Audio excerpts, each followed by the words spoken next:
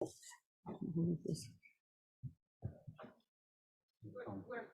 muting that show.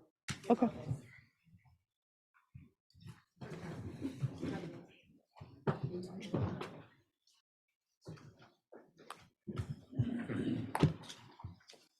What's happening?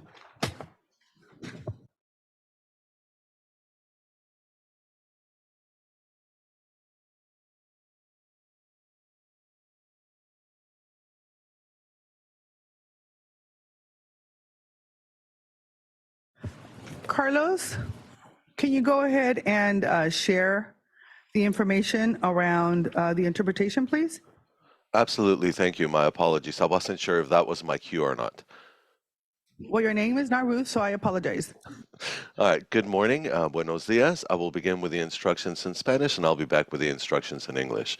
Nuevamente, muy buenos días. Se está ofreciendo servicio de interpretación simultánea al español. Si nos acompaña vía Zoom, en su barra de controles debe ver un icono que parece un globito terráqueo y dice Interpretation o Interpretación y seleccionaría Spanish o Español. Ahora, si está en la aplicación móvil de Zoom a través de un celular, tableta, etcétera, presionaría primero los puntos suspensivos, luego interpretación y luego el idioma. Por último, si no desea escuchar el audio original en inglés en el fondo, presionaría Mute Original Audio o silenciar audio original. If you are joining us via Zoom, at the bottom of your Zoom screen, you will be able to see an interpretation icon. We invite you to select English as your language, as interpretation is being provided to and from Spanish. If you are joining through the Zoom mobile app, please press the ellipsis, that is the 3 dots, then interpretation, and then choose your language. Finally, click on Mute Original Audio to not hear the original Spanish flow in the background. Now, if you are joining us today at Sandag and need interpretation into English, please check out a headset from the receptionist. The headset looks like a little iPod and comes with an earpiece which you can use to hear any Spanish comments or questions translated into English. You simply hold the earpiece to your ear and the interpreter will come on automatically. Si nos acompaña en la reunión de hoy presencialmente en la sala de juntas de Sandag y necesita interpretación al español, por favor diríjase a la recepción y solicite un receptor. Este parece un pequeño iPod y puede utilizarse para escuchar la reunión en español. Simplemente sostenga el auricular junto a su oído y la interpretación comenzará automáticamente. Gracias and thank you. Thank you, Carlos. I'm going to ask Francesca to take roll, please. Thank you, Chair. For the City of Carlsbad, Councilmember Blackburn. Present. For the City of Chula Vista, Councilmember Cardenas. Present. For the City of Coronado, Councilmember Duncan. Present. For the County of San Diego, Chairwoman Vargas. Present. For the County of San Diego, Supervisor Anderson. Supervisor Anderson is absent. For the City of Del Mar, Councilmember Gasterland. Present.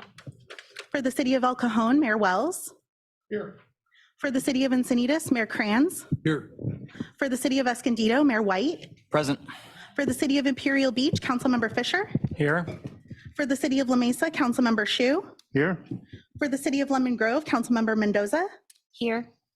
For the City of National City, Vice Mayor Molina. Present. For the City of Oceanside, Deputy Mayor Keim. Here. For the City of Poway, Mayor Voss. For the City of San Diego, Vice Chair Elo Rivera. Present. For the City of San Diego, Councilmember Campillo. Here. For the City of San Marcos, Mayor Jones. For the City of Santee, Mayor Minto. Here. For the City of Solana Beach, Councilmember Edson. Present. The City of Vista is absent. For Caltrans, Ann Fox. For Metropolitan Transit System, Councilmember Leyva Gonzalez. Here. For North County Transit District, Councilmember Edson. Present. For Imperial County is absent. For the USDOD, Executive Director Keck. For the Port of San Diego, CEO Stuyvesant. Here. The San Diego County Water Authority is absent. The San Diego County Regional Airport Authority is absent. Actually, For I'm here. Mexico, Chair oh, I'm Cabrera. sorry. I think For the Mel- San Diego County Water Authority, Mel Katz. Yeah. Here. Thank you. For the San Diego County Regional Airport Authority, Gil Cabrera. Still here. Thank you. For Mexico, Consul General Gonzalez Gutierrez. Present here. Thank you. And the SCTCA is absent. Thank you. We have a quorum. And so I would like to start this meeting with tribal acknowledgement. I would like to, a moment to acknowledge the land that we call home. The tribal nations of the San Diego region have historically faced injustices. We acknowledge the harmony that existed between the land, nature, and its original people, who have since endured displacement, persecution, and systemic oppression. We pay our respect to the unceded territory and homelands of the 18 tribal nations in our region, the most in any county in the United States, from our cultural groups, the Kumeyaay, the Iguiño, the Luiseño, the Cupeño, and the Cahuilla. The land has nourished, healed, protected, and embraced them for many generations in a relationship of balance and harmony. As members of the Sangha community, we acknowledge this legacy and we aspire to learn from indigenous traditional knowledge and experiences in undoing the injustices of the past.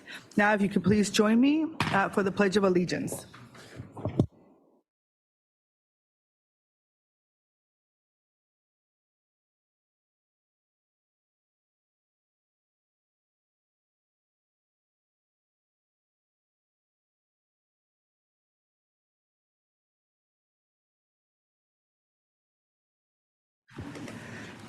First, let me just start off by saying that I want to thank everyone that was able to join us this morning at the breakfast. I really appreciate seeing so many of your faces there and having a chance to chat.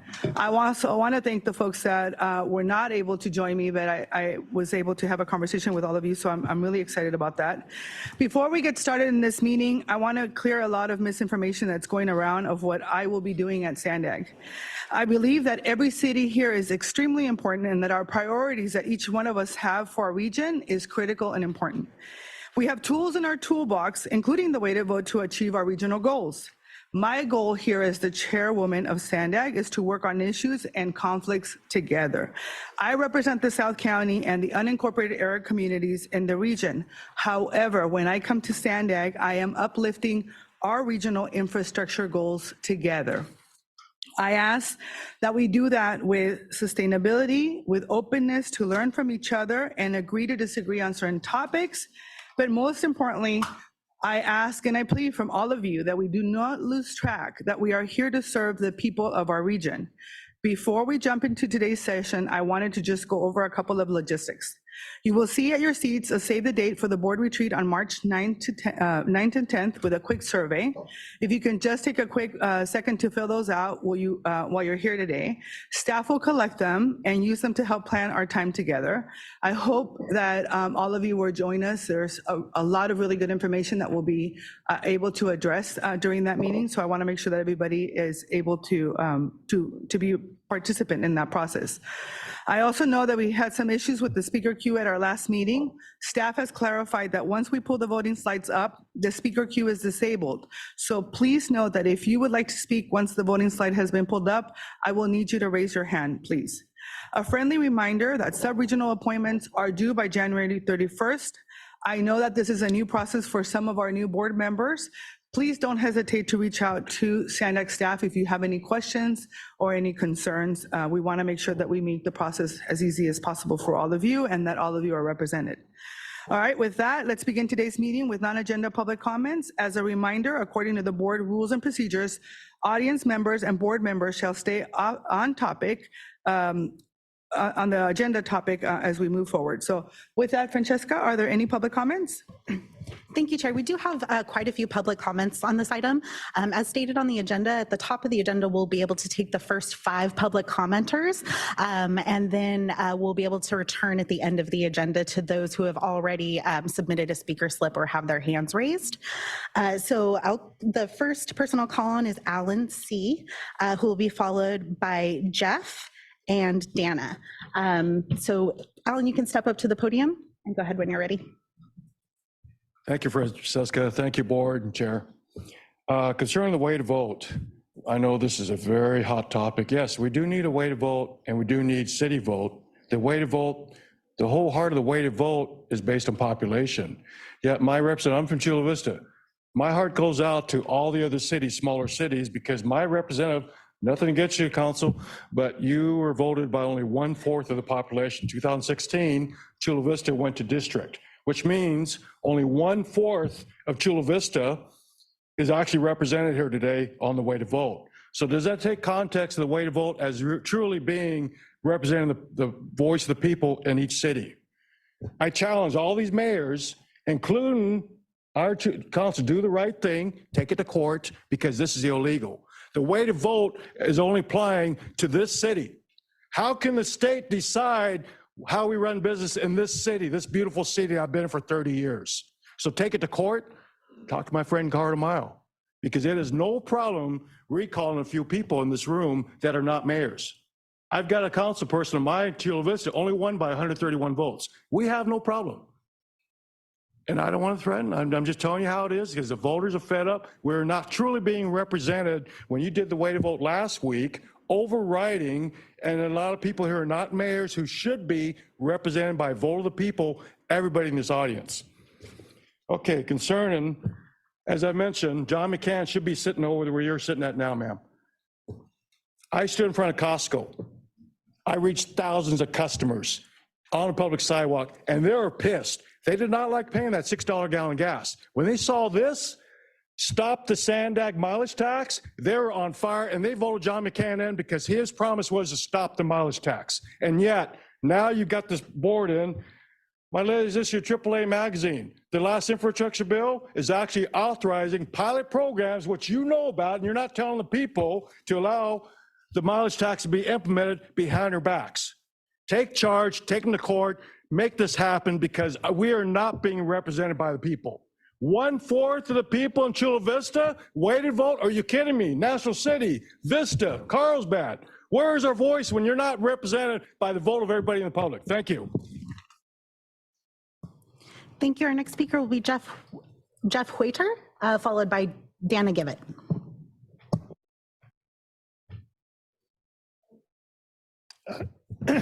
Good morning. So my name is Jeff Huter. I'm the chair of Neighbors for a Better San Diego. We're a grassroots organization that looks at transit and housing and zoning and planning in the city of San Diego primarily, but I'm here today to address an issue that came before us, which I sent a letter on January 19th to the Sandag management and the board regarding the testimony of a Sandag senior planner, Allison Wood, at the San Diego City Council meeting, speaking out in support of something called sustainable development areas. And if you've never heard of it, none has had until a couple of months ago. This is something that the city of San Diego has invented as a substitute for transit priority areas. And I'm sure all of you are familiar with transit priorities. The SDAs proposed to provide an alternative mechanism for transit-oriented planning. And I won't get into, well, there's several defects of this. The critical defect is that the city of San Diego is proposing that these so-called transit-oriented areas extend to 1 mile distance from transit stops. There's voluminous data that highlights that transit adoption drops off rapidly beyond a half mile from transit. And here we're trying to propose putting our housing a mile away from transit. And what's the consequence of this? The first thing is, if we're putting people into those primarily automobile-focused suburban areas, then this has dire consequences for San Diego's transit adoption plans and for Sandag's transit adoption plans. We're proposing $160 billion in order to build transit for people who are supposedly going to adopt it. If we put those people a mile away from where that transit is going to be, we're just going to be making more ghost buses, and we're going to be wasting that money. Transit-oriented development needs to be transit-oriented. If anything, we should be reducing the distance, not just to a half mile, but for many types of transit, it should be a quarter or less. We have things called mobility hubs. Mobility hubs require density in close proximity to transit, and we need to be doing that as well.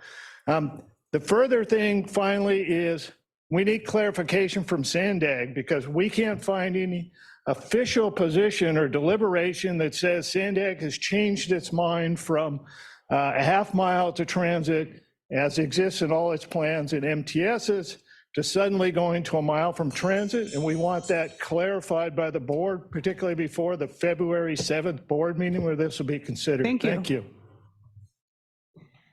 Thank you. Our next speaker will be Dana Givett, followed by Paul Kruger and Steve Gelb, who will be our final speaker on this item. Thank you. I'm Dana Givett, Vice Chair of Neighbors for a Better San Diego. Following up on Jeff's comments, encouraging transit-oriented development 1 mile from major transit doesn't match Sandag's own research or historical position.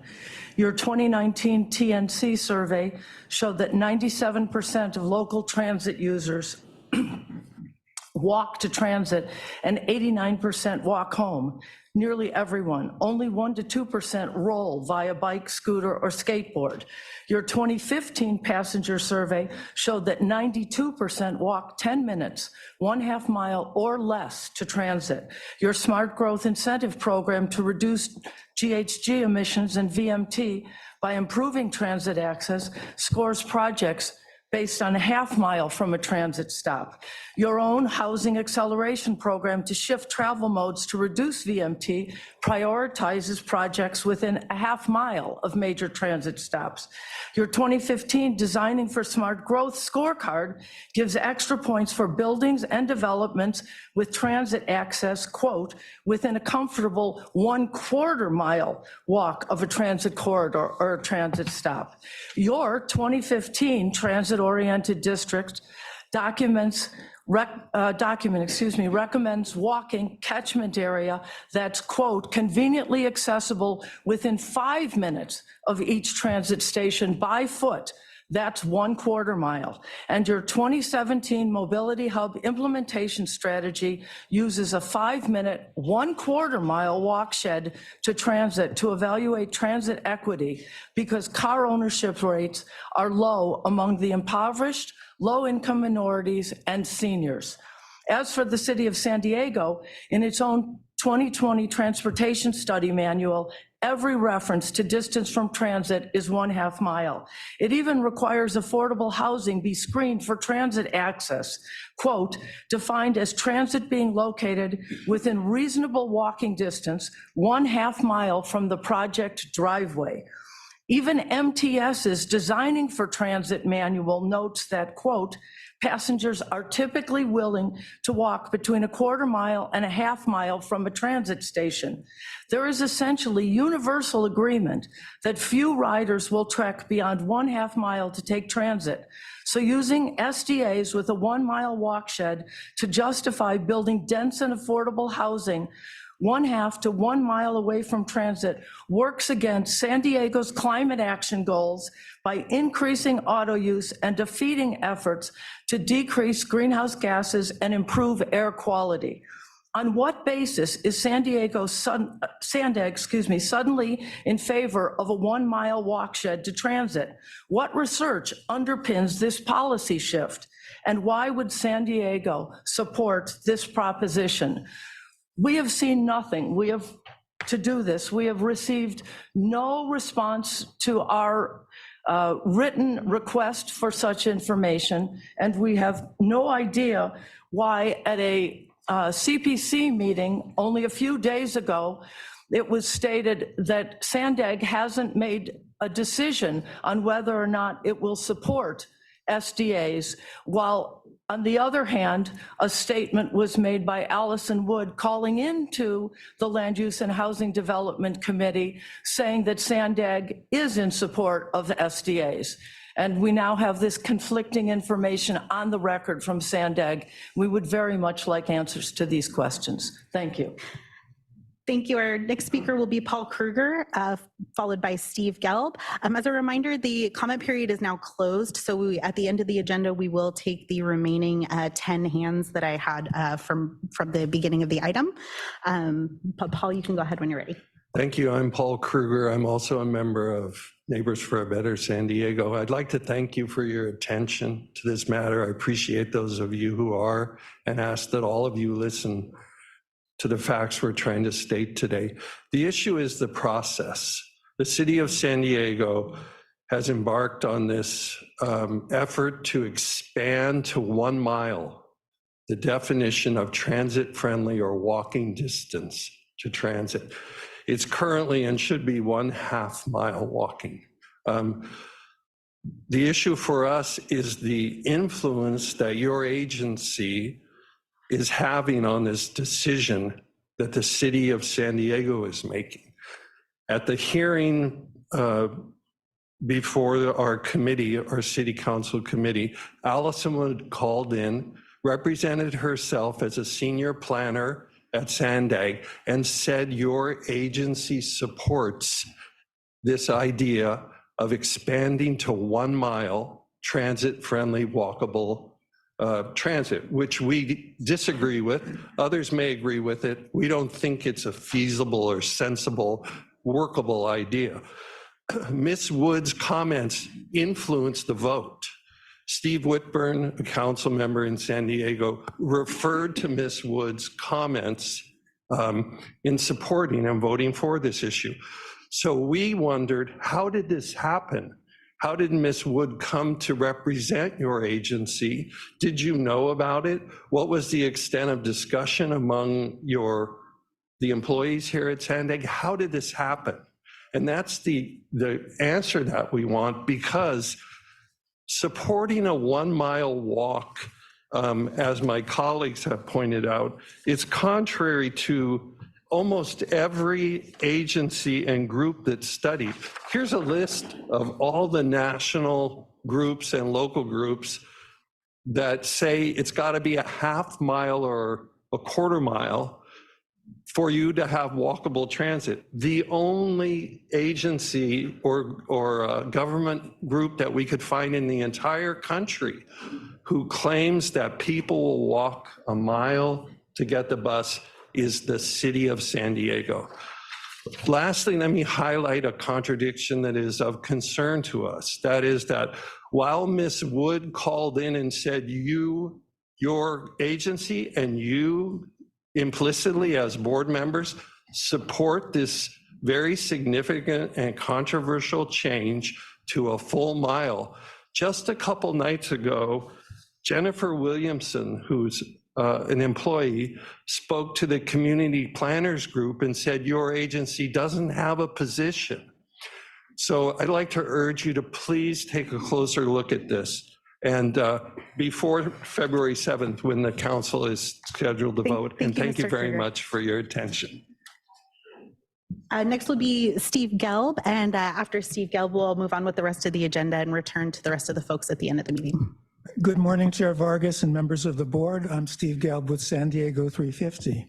I want to give some context around the board's debate over the future of transportation. For decades, most resources went for infrastructure to support car travel, which left people with little choice other than to drive. It's unfair then to say that people won't take transit when we have a fully built out system of roads and highways and an underdeveloped transit system. The status quo is unfair to lower income people who can't afford a car or sacrifice too much of their income to maintain one. Sandag's pivot toward transit and active transportation is a matter of social justice, as well as a necessity to reduce air pollution and meet the climate crisis. Secondly, misinformation about the road use charge is being used as a wedge issue against Sandag and its plans. Social media posts imply that this charge is imminent. Not stated is that the charge was not scheduled for implementation until 2030, that this board under pressure voted to remove it, and that it is not on today's or any future agenda. Here's one example of this misleading messaging. A county supervisor tweeted on January 19th, "Who will the per mile tax affect the most? The lowest income earners. Sandag, the self-proclaimed leader and champion of social equity, is punishing those in the lower income brackets first and will hurt them the most." This statement is untrue and dishonest. A road use charge is intended to replace the gas tax, not be added to it. It's the gas tax that harms lower income people the most. They're more likely to drive older model cars that are less fuel efficient, while the wealthy can afford to drive electric cars that avoid the gas tax entirely. Unlike a gas tax, a road use charge can be made progressive to support people with low income. Finally, the county's regional decarbonization framework will be finalized shortly. It calls for much bolder action to reach net zero greenhouse gas emissions by 2045 than what is proposed in the RTP. Sandag must also meet increasingly challenging CARB and state mandates. If plans don't meet these targets, we risk losing state and federal matching funds.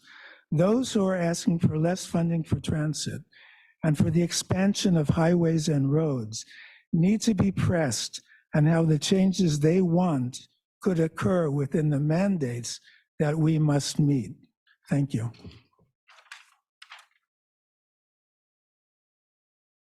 Thank you, Chairwoman. That concludes the comments for this time. Thank you very much. Are there any member comments at this time? I'm sorry. The next item we have is our CEO report, which will be provided by Hassan. Thank you, Chairwoman Vargas. Good morning to all of you. I wanted to start today's meeting by a quote by President Theodore Roosevelt. And the quote says, "Far and away the best prize that life offers is the chance to work hard at work worth doing." In my view, the work you do is worth doing, so it is worth it for the region and for the 3.3 million San Diegans. Which brings me to giving you some updates on the amazing work that this agency continue to do. The 400 some people here work hard on behalf of all of San Diego. Last week, our Chief Deputy Executive Director, Colleen Clemenson, traveled to DC to represent Sandag at the National Association for Regional Council. She made presentations, discussed our work, which is used as an example for the rest of the country. I want to thank Colleen for doing that. Last September, this board took action and directed staff to remove the road user charge from the 2021 Regional Transportation Plan. I want to report to you that the work is in progress. We have completed all the modeling, the air quality analysis, and we're in the process of completing the work for the supplemental environmental impact report. When it's completed, we will come back to you before the summer for your consideration. And then once you approve it, it will move forward to the state government for approval. So because the last September is 4 months ago, I want to make sure you know that the work is on schedule and the amendment to the 2021 Regional Transportation Plan will be brought to you before the summer and be submitted to the Air Resources Board in Sacramento for approval. I want to thank all the staff who's doing years of work in a few months, led by our amazing planning director, Antoinette Meyer. In addition to the update that the board requested last September, we're also working on our required 2025 Regional Transportation Plan. Many of your staff will be involved in the early stages of this plan, and we hope that you continue to encourage your staff to work with us so we don't come to an end and have issues to be resolved. Moving on to the Del Mar Bluff. I want to share with you a video for last week rainstorm, and could you please play the video?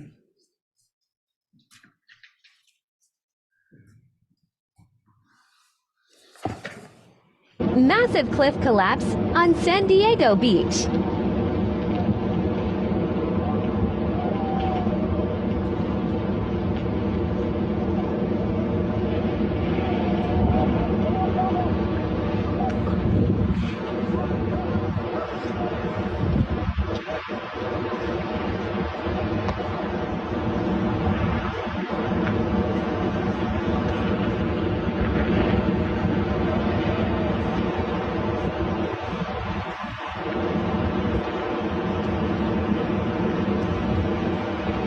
This slide was in black speech. Here's the good news. The good news is our partner NCTD, North County Transit District, inspected the tracks and deemed it to be safe for trains to continue working on it. The good news is the work we did saved those tracks. The work this agency with our partners did saved this track. And this highlights what I've been telling you for almost 3 years, that you can fight nature, but nature will win at the end of the day. I think the whole San Diego region will benefit in moving the track off the bluff. And we were successful in receiving $300 million from the state of California to start that work. And I'm happy to report that last December 4th, the California Transportation Commission allocated the first $152 million out of that work. But make no mistake about it. This is the black speech slide you just saw in the video as a result of the rainstorm. This is not the last rainstorm we're gonna have. In the bigger picture, as you know, train services are not operating between Oceanside and Irvine. Happy to report small success, but February 4th, Amtrak will resume the weekend service. It's unfortunate that we cannot resume all the service. Originally, we thought it will be done in December. This will talk about the San Clemente slide. Now they said February. I will report to you as soon as we know it. But again, this February 4th, we will resume the weekend services for Amtrak. The work that we're doing in the corridor, especially in San Diego for the 60-mile, is critical. This $300 million we received are important seed money. But we look forward to compete nationally and statewide for the money to construct. As we reported to you, we have been doing a congestion management corridor study with Caltrans District 11. That study resulted in 2 alternatives, and now the environmental and design work will start soon. Another agency priority is Otay Mesa 2, the border crossings. As you know, we and Caltrans District 11 have a great partnership. And because of that partnership, this project moved to this stage. More than $2 billion already invested in this corridor, in this project. We cut the ground a few months ago. Our chairwoman, Vargas, signed a historic agreement on our behalf in Mexico City, a share agreement. But the work is not done. A lot of work still to be done. The first is to develop a revenue neutral agreement for our National Custom Patrol and for General Service Administration to run the facility, to staff the facility. And so the next few months, we'll be coming to you for major decisions, financial decisions, on making sure this project moves forward and get delivered to San Diegans by September 2024. I want to thank Mario Orso, Victoria Stackwick for all the work, Maria for all the work, Patsy. They're working 24/7 to make sure we have everything we need to keep this project going. On the Central Mobility Hub, you heard about it. We had been doing a lot of work. We started working with the United States Navy, our partners at NAVWAR. We've done a lot of work there. It's about connecting our airport to rail. And we're still considering downtown as a site for the mobility hub, as we consider the NAVWAR site for that mobility hub. The bottom line is this. We believe very strongly as your staff that building a central mobility hub where all the rail comes in and connecting to the international airport is an important step toward implementing the 5 big moves. This city needs a central mobility hub. This city needs a connection to the international airport. Next year, Los Angeles opened their people mover. We will be the only urban area almost in the country that does not have rail go into the airport. Reported to you last week that we have a priority, and that is to reconfigure the blue line, meaning that a trip that from the border to downtown that takes 45 minutes to an hour should take only 20 minutes. We need to grade across in all the areas, especially in Chula Vista. And we need to have express services so the trip takes 20 minutes, because nobody's going to take transit if it's not competitive with the automobile. And we're trying to make it competitive. The Youth Pass that we started last May is working really well. The ridership reached a new level. 600,000 in September and October, more than double what it was, more than double in less than a year. Look forward to working with Supervisor Vargas, Vice Chair Elio Rivera on making sure we secure the funding to move this Youth Pass to the 24 and under. To that end, next week, we will be in Sacramento, Monday and Tuesday, working with our delegation and meeting with the head of the departments and with the governor's office and with the Secretary of Transportation to make sure that we continue our priorities. And then we reported to you last meeting that we had a request for information concepts. We picked 3 winners. We are ready to move forward with those private sector entities to partner in moving forward. We're going to start with working on smart corridors, that together with District 11, we will be picking a candidate. And when we say smart corridors, that means we're adding capacity to the highway system. We're making it easier for our buses to travel. Lastly, next week, Chairwoman Vargas and the state of Baja California will co-host a workshop with the United Nations Habitat. The reason SANDAG was chosen to do this, and the chairwoman honored us to accept to meet on that, is because we are unique.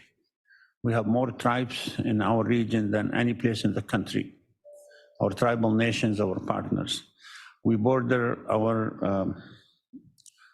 it goes between second and fairest trading partner, Mexico.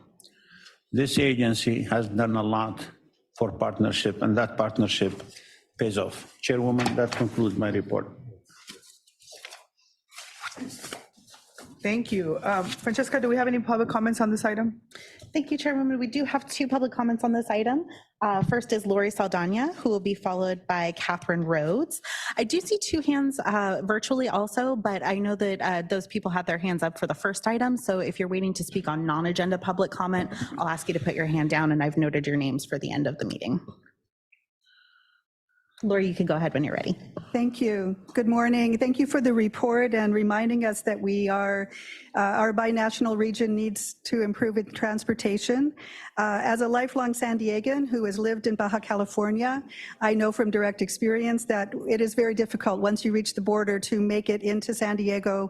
The trolley is limited, and heading north from there, it's great that it's now expanding, but we also face the challenges going north from there. And you mentioned the bluffs.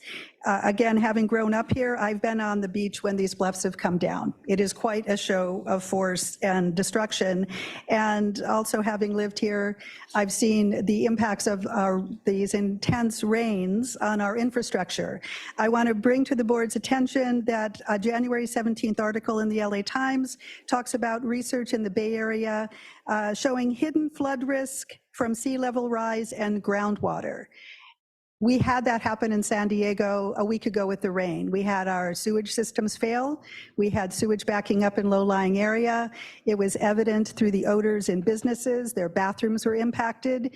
So San Diego is also facing this risk. And it's not in the future, it is now. We are experiencing infrastructure damage from these groundwater infiltration in substructures of buildings. So as you look at building downtown, a regional transportation hub, I hope you'll take that into account since much of downtown is on fill adjacent to the bay, and the risk of infiltration from bay water is already taking place at the convention center and elsewhere.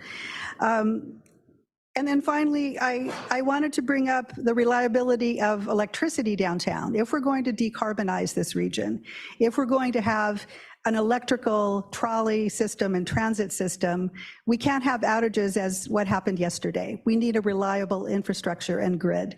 And the best and most reliable way to do that is locally generated solar power. San Diego County already leads the state in generating clean, renewable solar power.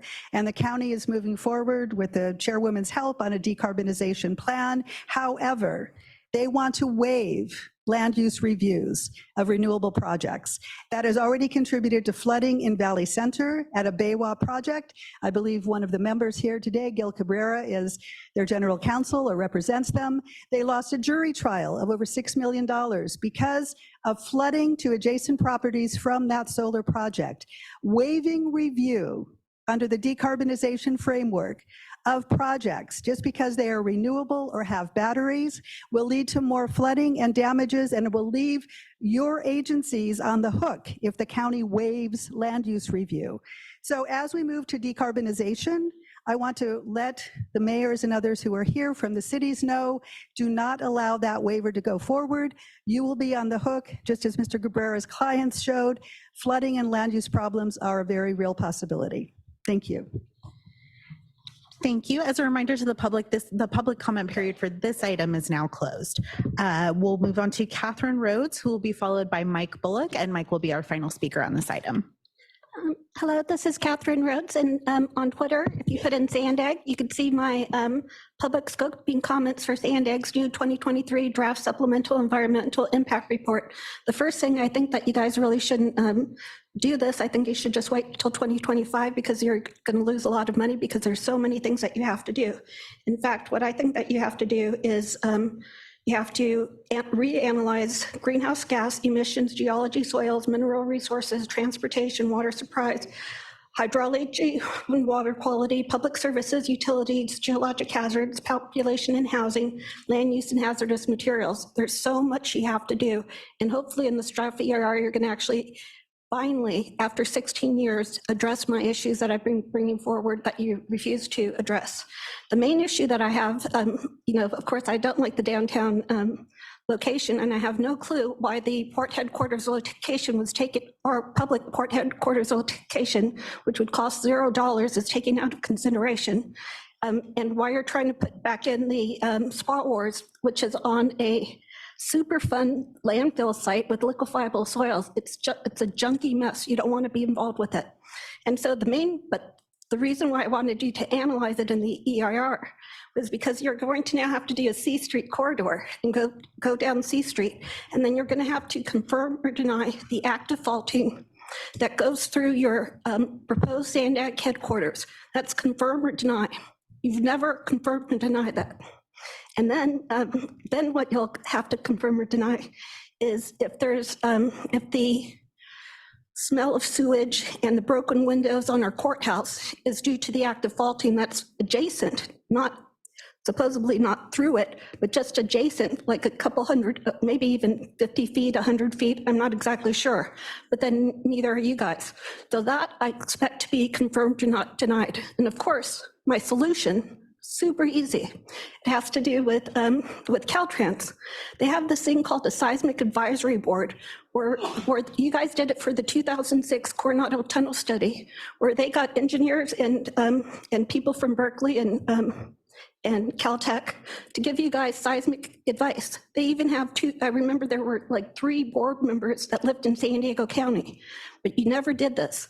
I also want you to confirm or deny active faulting along Pacific Highway at Laurel Street, where I expect active faulting to be confirmed or denied, along Harbor Drive, which you have about 3 faults right around there, at the Navy Broadway complex. I'm so happy you're going to be forced to confirm or deny at the Navy Broadway complex.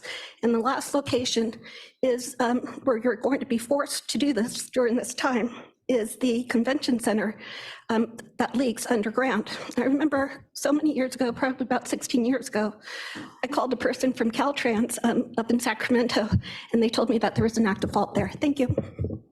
Thank you, Catherine. Our final speaker will be Mike Bullock. Mike, you can go ahead when you're ready. Okay, well, thank you very much. Honorable Board, we've heard another fantastic report from your excellent Executive Director.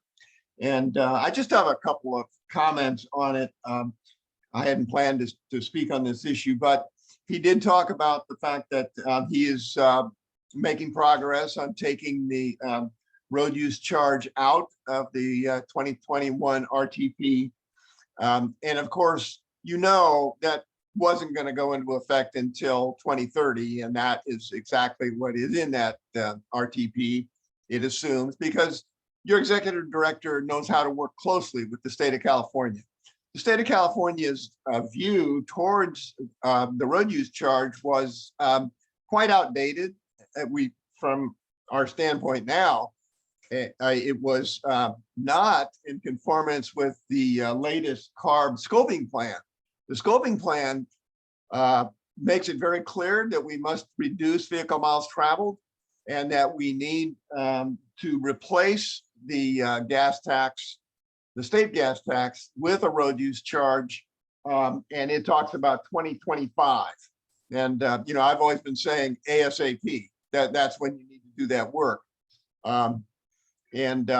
So I'm sure that the 2025 Regional Transportation Plan will be in line with what the state is doing, because your Executive Director knows how, and it's just the right way to do a Regional Transportation Plan, to talk to the state and find out what their plans are and make sure your plan conforms to what the state is doing. And that's exactly what he did.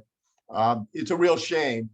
You're going to spend $1.5 million on a new environmental impact report when obviously the 2025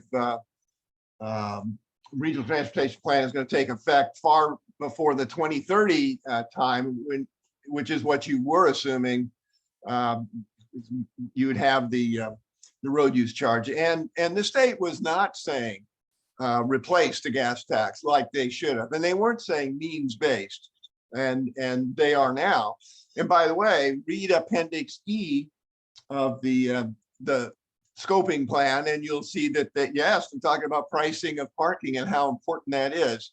And so that's something else that I hope the Regional Transportation Plan is improved. It's more specific. I always say the 5 big moves was a framework to do all the right things that needed to be done. And so I always supported it. And you to be commended for doing that plan. The road use charge discussion has a lot of demagoguery. That's all. Thank you, Mike. Chairwoman, that concludes the public comments on this item. Thank you. Mayor Jones? Thank you so much. I actually missed something in your comments when you were talking about, sorry, Director Crowder, sorry, I should probably say that for the folks at home. The contract or the agreement that was signed in Mexico, I missed what that agreement was by Chair Vargas. It was a toll revenue sharing agreement. Oh, the toll, okay, all right, okay. I just want to make sure, because I missed that part and I went, wait, what were we talking about? Okay, and then thank you for the update on the 2021 removal of the wreck. I think, though, what I would like to see is that we have an item that comes back to the full board for discussion about removing it from the 2025 plan, the rec, and then also the other road use surcharge, which is the managed lanes discussion. I think that we should be having that conversation because indeed we do want to remove the rec.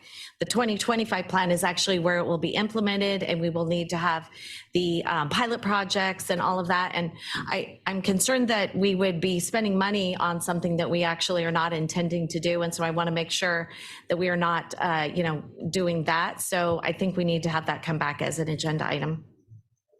Just for the information of the board. So we started the update because that's what it takes to do a plan. We started the 2025 work. And as part of that work, almost every board meeting, you're going to hear about progress.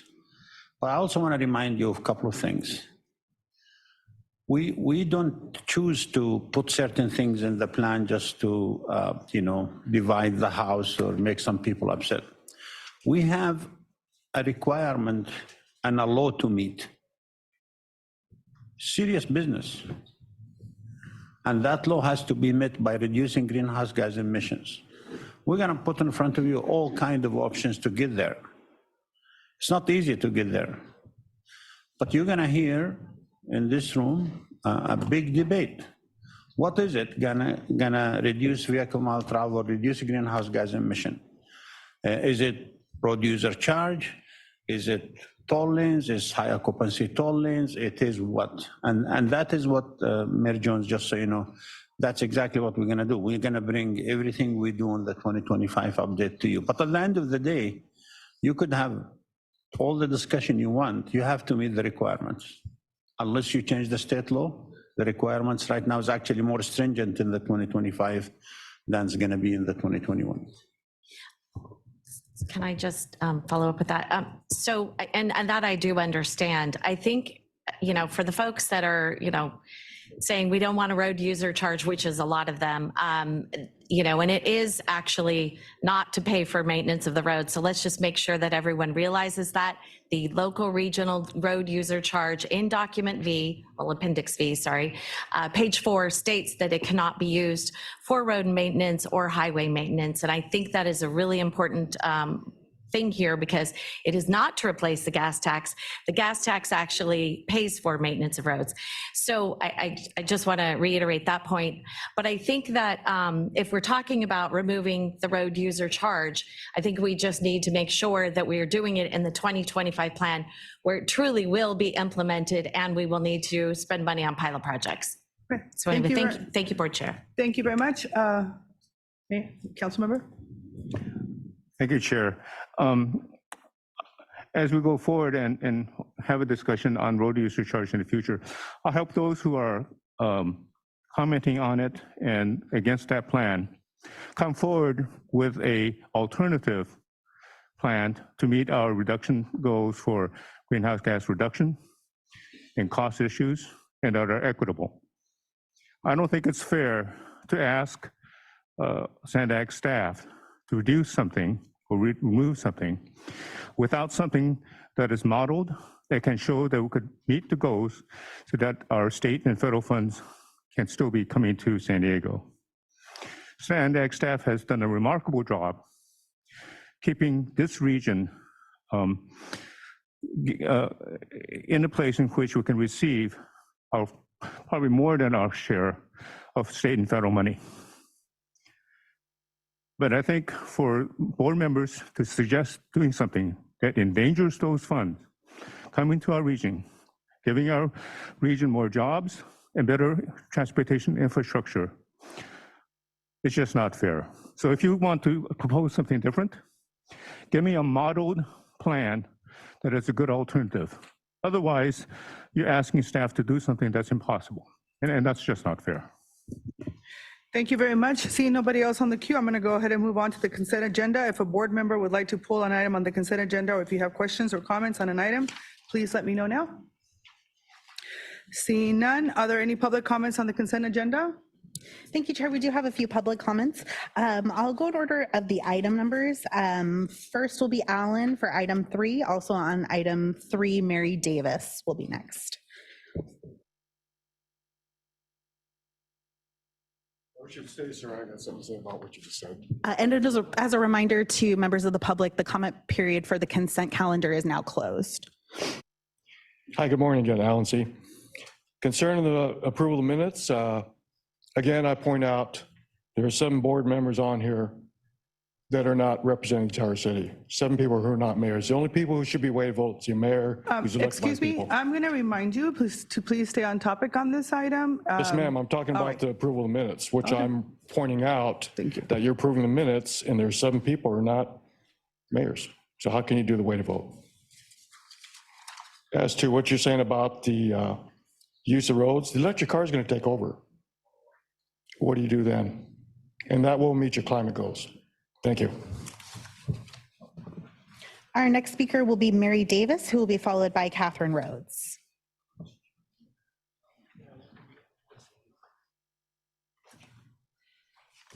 And hey, Francesca, do you want me to do all of my items now? I just have 3, or am I going to come up here 3 times? Sure. If you'd Yeah, I like to think take that would them all make at it once, flow better. Thank you. Thank you so much. So Mary Davis here. First, for item 3, the approval of the minutes from January 13th.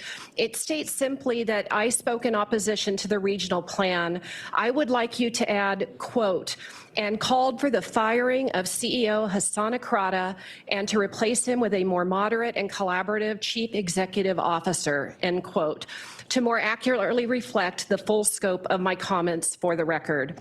Item 4, contracts $20 million for an on-call PR outreach to sell people on your new vision of giving up their cars.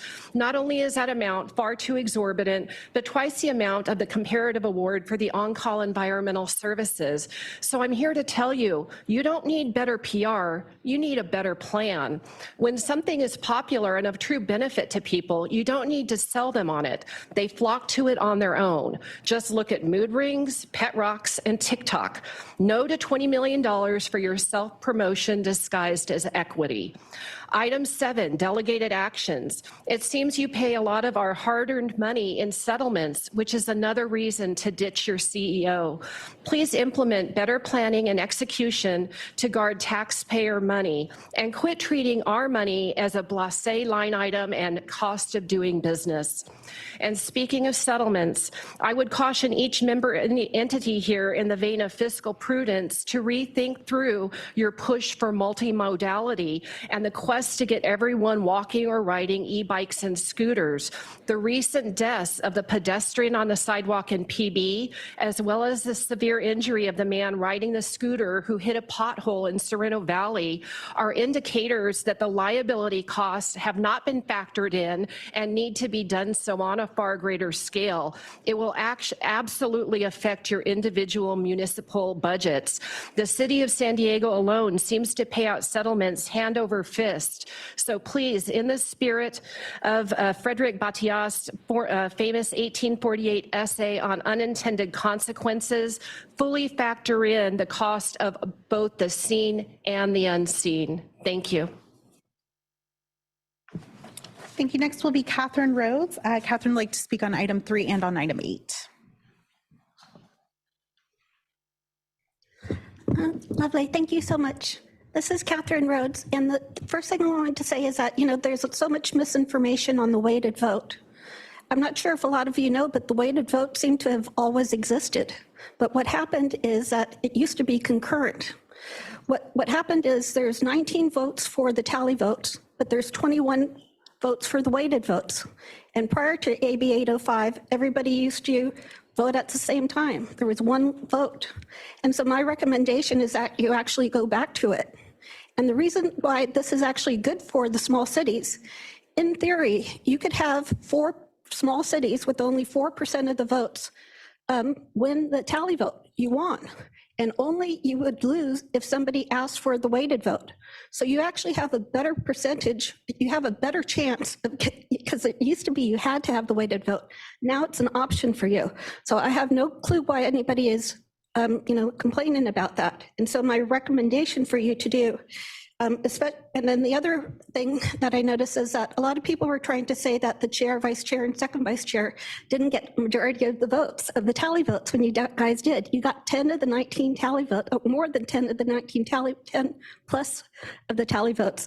So you had the tally votes plus the weighted vote, how it used to be before. So I want, and so what I recommend is, do make some changes, but then maybe instead of just 6 votes, why don't you, bump it up to, instead of 4 votes minimum, maybe you could bump it up to maybe 8, 6. Think of some changes, and also just number 8, that's the Surplus Land Act. Coral Strauss Breweries is there. You have to have three things. You have to have open space, parkland, or affordable housing. Catherine, your time's expired. I'm sorry. Yes, thank you. Chairwoman, that concludes the consent agenda comments. Thank you. Vice Chair? Thank you, Chair. I just wanted to move approval of the consent agenda. I'll go ahead and second. A motion and a second. One moment, give me a moment. So I just want everybody to understand, I understand parliamentary procedures, so if you can just help me, we're making a motion, we have a second, and I'm going to open up for discussion, all right? So go ahead, Mayor, and did you want to speak? I did. Can you make sure that you put yourself on the queue, Supervisor? How do I do that? Can somebody It's been help a long the time since I've Supervisor? been here. No problem, we're here to help. Okay, so I had a question on the approval of the minutes, because the email that came out from staff telling us that if we were joining via Zoom, our vote would be counted, but we wouldn't actually be counted for quorum. I'm not sure what that means, and I just actually, that kind of dawned on me, so I'm not sure if we have figured that out. I'm going to refer Did we that have a to quorum? council. Even though we were, yeah. Sorry, Mr. So the rules that came online in 2023 regarding virtual participation allow a member to participate for either just cause or emergency, as those are defined in the statute, under certain conditions. One of those conditions is that a quorum of the body is meeting in person at the same location. And so while virtual participants do not count toward establishment of a quorum, so long as they meet all the other requirements and the body does, they may participate and they may vote. Okay, but I guess my question is, first of all, I did see the camera go off, which there were a couple of things. You said there were like these, I think one was you have to have your camera on at all times, which I did see the camera go off. And then my other question was, because there was supposed to be some sort of, for the record, nobody over 18 is here in the same location. And I didn't hear that. I don't know if I missed it. I haven't gone back to watch a video. So I just am wondering, have we looked into this? Was that stated? I can address both of those. So what the statute specifically says is that the member must participate via video and audio. And so as they participate, it's necessary that they have their camera on when they participate, as well as their audio. We ask members to keep their camera on, but ultimately the specific requirement is their participation has to have the camera on. I think we also noted last time that although their camera may be on, we might not see that on the monitor here, depending on what specific feed we're seeing. So based upon the information that we have from production staff, they did comply with the requirements of the statute in terms of their using audio and video when they participate. In terms of the declaration, it's required that they declare if there is anyone else in the room that is over 18 years of age. So if there's an absence of anyone in the room, they don't have to declare that. It's just if there's someone there over 18 years of age, they have to make that a part of the record. Oh, okay. Could we go back to could you go back and check the video? Because I feel like I did see a gray screen and a name on the bottom, which means that the camera would have been off. And so it seems like, did that break quorum? Like, I don't know. I just feel like we need to for make sure. clarification, if you go back and look at the screen, and I think Councilmember Duncan remembers that he actually asked for that specifically. So you might have been out of the room when it happened, but he asked for it, and council agreed, and everybody confirmed, including production. So I think it'll be great that you go back, you take notes, and you come back and share it with the mayor at a later time. Anything else, Mayor? Let's see here. No, I just think that, being that I appreciate wasn't it. here, I Transparency would is like to important. vote on that separately because I will be abstaining. Thank you. Fantastic. Thank you for that. Supervisor. Thank you. I just want to point out that on the consent item, the approval of the minutes, I did not attend that meeting. I am listed as attending. I do not wish to get a per diem, and I don't want to get anybody in trouble. The second part is it says January 13th, 2022. I believe it should be 2023. Thank you for catching that. Now, Councilmember Blackburn? When we vote on the consent calendar, I just want to make sure you understand that I was not present for item number 3. Do you have your mic on, sir? I guess I wasn't close enough. On item number 3, I have to abstain, so I just want to make note of that. Fantastic. We have a motion and a second. Can you please call the vote? Thank you. And just to clarify, we'll be voting on the minutes first separately, and then the rest of the consent calendar. So for clarification, do you need 2 motions or with 1 motion is fine? Right, we're going to do a motion for the minutes and then a motion for the consent. So why don't we go ahead? Go ahead. Just a quick clarifying question for Mr. Kirk. Could you please clarify for the members whether or not there's a requirement to abstain from a vote on the minutes if they were not in attendance No, under at that Brown meeting? Act specifically, you are allowed to participate and to vote on the minutes regardless of whether you were here. You're not compelled to do so, though. Thank you. So we're going to, just for clarification, the minutes, it's the items on consent are 3, 4, 5, 6, 7, 8. And so we're going to take 1 vote. We're not going to take the minutes separately. Nobody has asked for bifurcation. The motion on the floor is to approve the consent agenda. We have a motion by the vice chair and a second by council member from Chula Vista. We have had discussion. That discussion was closed. And so the motion before you is to approve the consent agenda from items 3 to 8. Okay? Thank you, Chair, but I was asking for bifurcation. My Oh, okay. apologies. That was With not the maker of accepted, the but thank motion. you. No, for the minutes, if you don't mind. I would like to bifurcate the minutes. This is the balance or this is for the whole thing? I guess that's my question, because it shows the minutes up there, consent items 3 through 8. Council? A member may compel an item to be bifurcated. Okay. But then it has to be accepted by the maker of the motion, or is it just? Right now, if the motion includes everything, then they can ask for those to be voted on separately without the acceptance of the maker of the motion. So the motion will stand, it's just divided into 2. Okay, so then go ahead. So we're going to do, first, can you please repeat what the consent, what we're going to be voting on? The first item that we're voting on. I believe that this is to your discretion, but it would be proper to vote on the one item that was pulled, which is the minutes. Okay, why don't we go ahead and do that? We just need a moment for production to change the voting slides.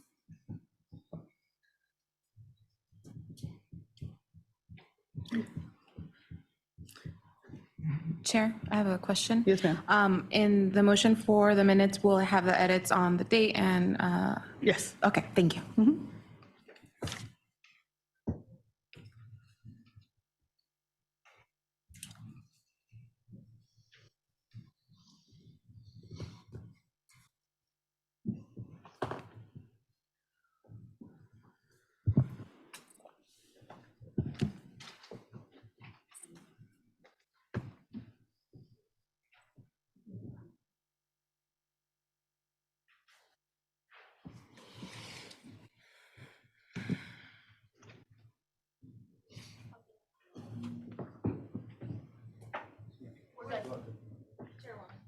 So the first item that we're voting on is item number 3.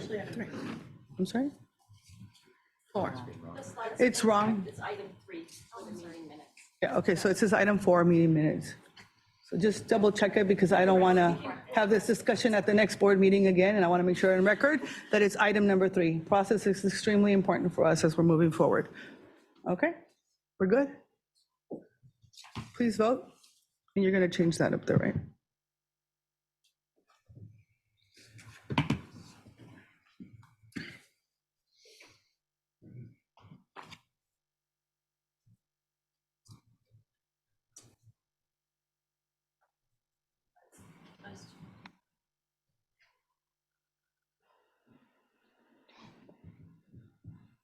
That item does pass with 13 yeses and 6 abstentions.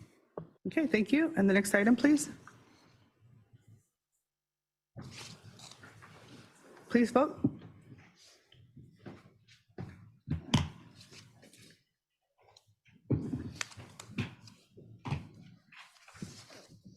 And the balance of the consent agenda passes unanimously. Fantastic.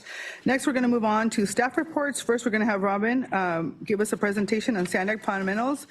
We felt that it was important to make sure that we kick off the year with some basic Sandag 101 so that we're all on the same page as we're moving forward and trying to do the great work of the people. So I'm going to turn it over to Robin. Thank you. Okay. Good morning, everyone. Are we ready to have some fun? Yes. Let's have a little reset. We're going to get in some details on Sandag, who we are, what we do, why are we here? I ask myself that question a lot, but today we're just going to talk about why is Sandag here? And more specifically, what are our responsibilities as an agency? And more importantly, what are your responsibilities as board members of this agency? Short answer, it's a lot. We do a lot. Sandag was formed in the 1960s as a joint powers authority, which means at that time, a few cities decided, you know what? It probably makes sense for us to work together. There's issues that need solving throughout the region that require us to look beyond our own jurisdictional lines. Things like transportation, things like housing, the environment. These things don't stop when you get to the end of a street corner. They go on.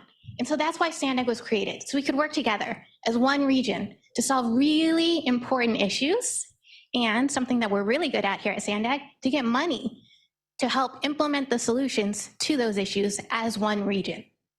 Now, if my notes are right, there's about 3 or 4 of you that have been serving on Sandag for at least a decade.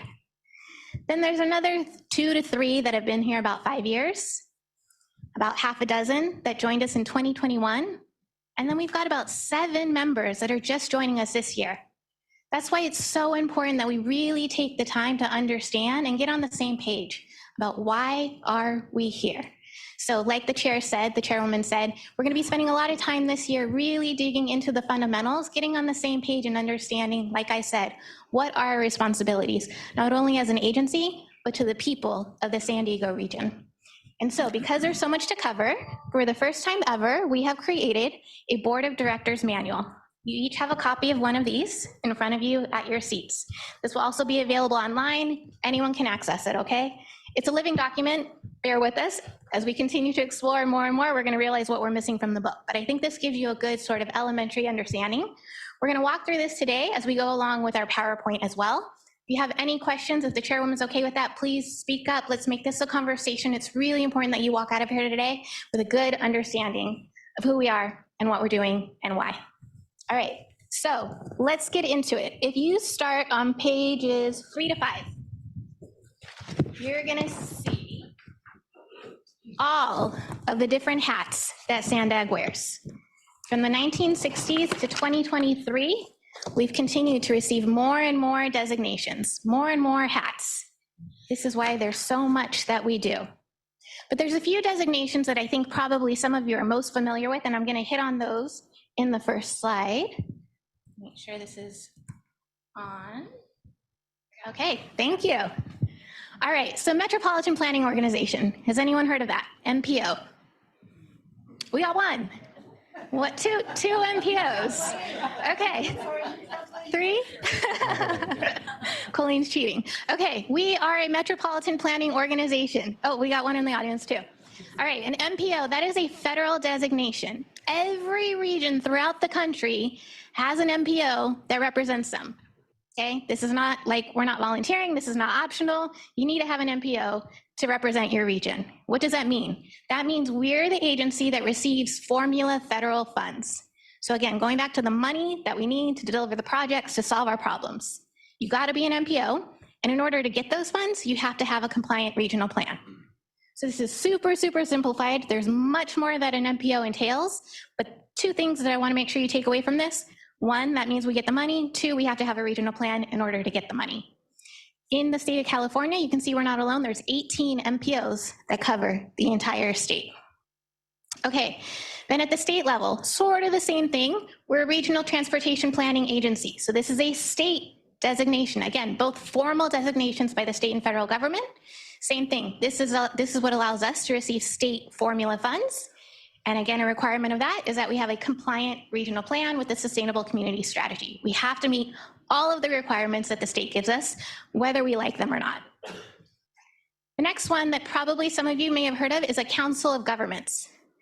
So this is a good thing. This is, again, the cities and the county in San Diego saying it makes sense for us to work together on regional issues. It's sort of your choice. What do we want to take on?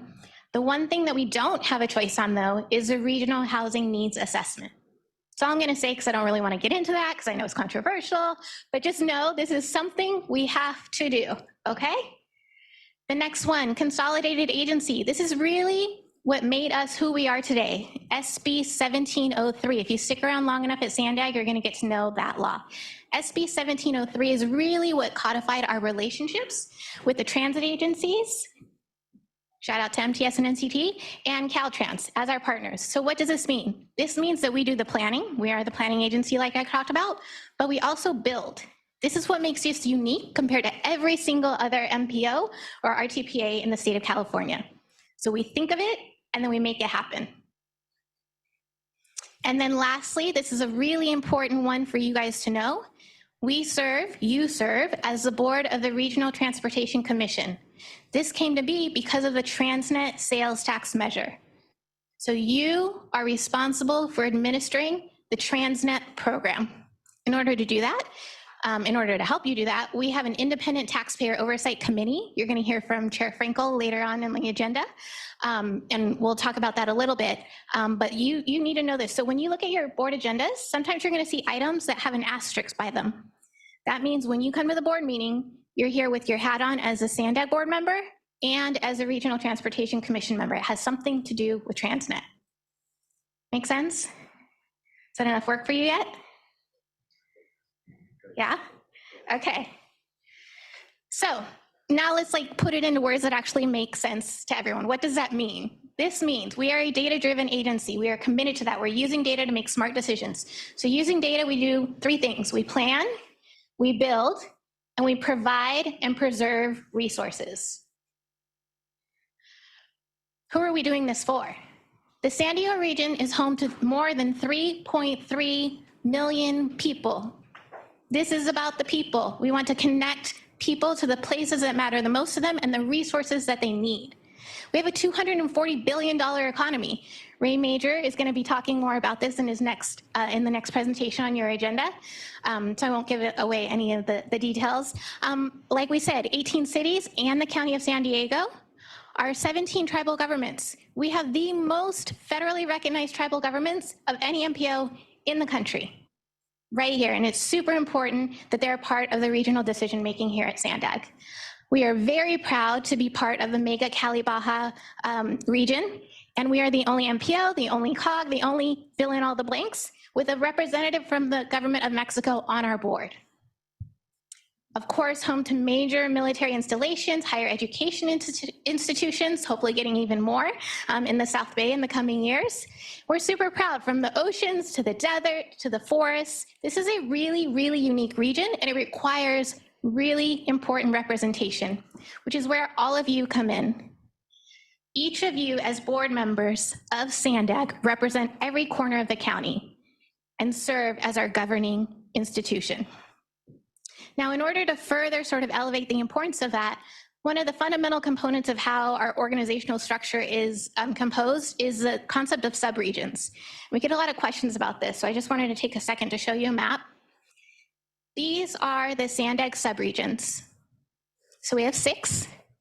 The city counts as one subregion, the county counts as one subregion, and then we have East County, North County Coastal, North County Inland, and South County. This is important because it's the subregions who work together to decide on their appointments to each of the policy advisory committees that serve the board. Like I talked about, there's a lot for the board to do, right? So to help you do your work, you have 6 policy advisory committees that make recommendations to you, take actions that are ultimately ratified by you, as well as working groups. So just to run briefly through the policy advisory committees, you've got your executive committee. This is sort of like a subset of the board. A lot of the things that they talk about are our activities in Sacramento and DC through our legislative reports. They'll see the budget first before it gets to you. Any sort of board policies and bylaws, that will go through the executive committee before it makes its way to you. Transportation committee is pretty straightforward. They're going to talk about everything related to transportation, the regional plan, of course. Regional planning, also very important in the regional plan process, but more so focused on land use, maybe energy, EVs, things like that. The Borders Committee is focused again on our binational efforts, as well as our relationships with the tribes and the military. Public Safety Committee, you can sort of assume what that one's focused on. And then the Audit Committee, our newest policy advisory committee, was created recently in state law. And so that's another policy advisory committee that oversees the work of our Office of the Independent Performance Auditor and reports directly to you. Now, what I also wanted to highlight for you on this slide is the working groups.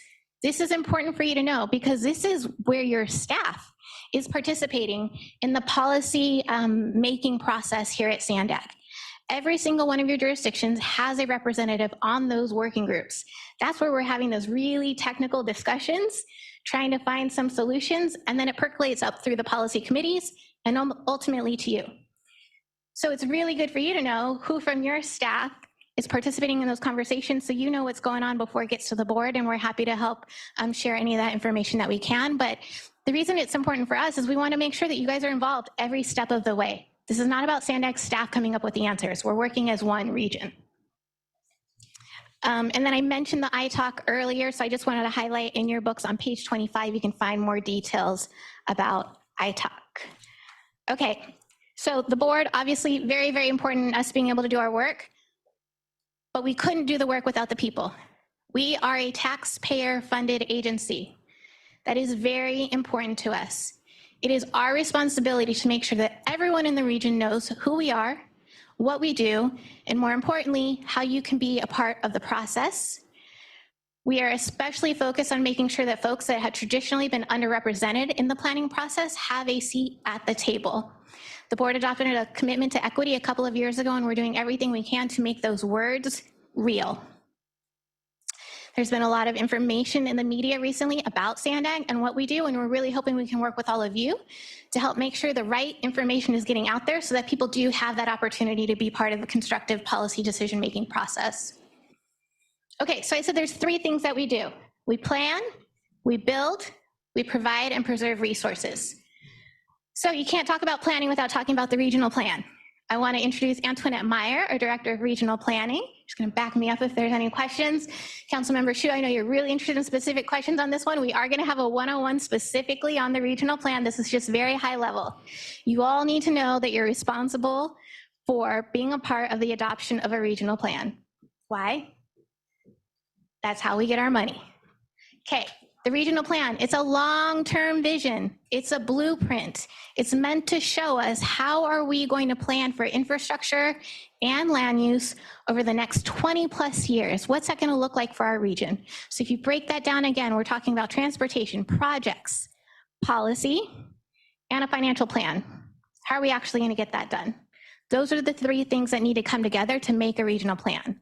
Now, I've made it sound simple. It's actually like the most complicated puzzle you could ever try to put together in your life. And we're going to spend a lot of conversations with you about what that actually means, because we're doing our best, but the requirements are getting tougher.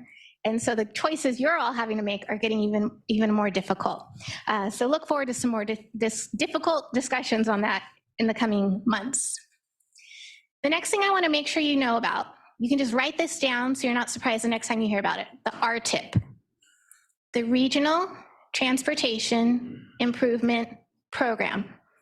So first you've got the regional plan. Like I said, a 20+ year plan. It's a vision, it's a blueprint. This is where we get to be like really excited about what could be coming for the region. Now we got to make it a little bit more real. The RTIP is a 5-year investment program. This is when we start to show, okay, these are the funding sources that we really know are coming in, and now we have to start to program them. Now, why is this important for all of you? If you take your SANDAG hat off, your projects have to be in the RTIP also. 1, we have to have a compliant regional plan, and 2, the RTIP has to be consistent with the regional plan with your projects in order for that money to get to your cities and the county. So the RTIP represents the first 5 years of the regional plan, and we update it every 2 years to make sure that's actively happening. Okay, regional plan, 20 plus years, updated every 4 years. Our tips to next level, making it a little bit more real, 5-year plan every 2 years. Now, this is when it really gets real. The annual budget. As the name implies, annual budget, this happens every year. And this is when you know the work is actually happening in the next 12 months. Now, we do include a multi-year capital budget in our annual budget. So you sort of get a sense as to where we're going. Obviously, capital projects take a long time, but every year you're going to see this money is actually coming in, this money is actually going out. These are the projects that are going to be delivered. You're going to start hearing about the budget as soon as next month. That's when we start to tell you sort of our high-level focus areas for the incoming budget, which will be FY24. In March is when we bring you the draft budget. And then in May is when we bring you the final budget for adoption. And that does need to be submitted for approval by the state as well. So we break our budget down into 3 sort of categories. We've got the overall work program. That's where you're going to see a lot of our planning work. And so this part of the budget is going to be growing in coming years, because given how our revenues are working, we're sort of moving into this next cycle of we've got to plan all these really exciting projects like the blue line, the purple line, the next regional plan, so that then we can start to build them again, which would bring us to the capital budget. Obviously, the primary component of our budget. So typically our budget's about $1 billion. Most of that usually goes to capital. Planning starting to step up a little bit. And then we also have regional operations and services. I say this last, but it's certainly not the least important. I want to introduce Lucinda, who is the most recent director of toll operations. So when we say regional operations, I want to make sure you all know we are a toll operator. SR 125, anyone ever been on that? A few. The express lanes on the 15? Yeah. That's us. That's you. All right, and that all falls under regional operations. We also have things like our van pool program that I'll talk about in a few slides. So this really covers everything that we do. You'll start hearing more about it, like I said, in the next month or so.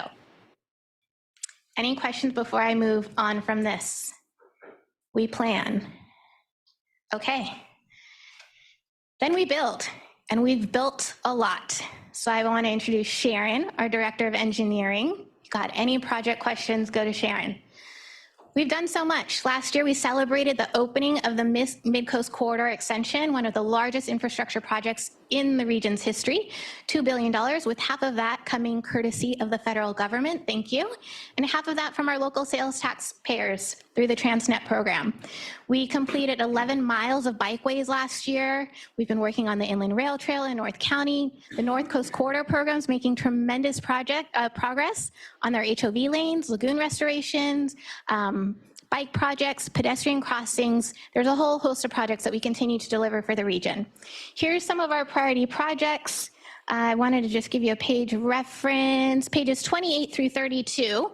You can find an update on these priority projects from last year and looking forward where we're really going to be spending a lot of our time. So I won't go into too much detail on that. Hassan gave a great update during his CEO report.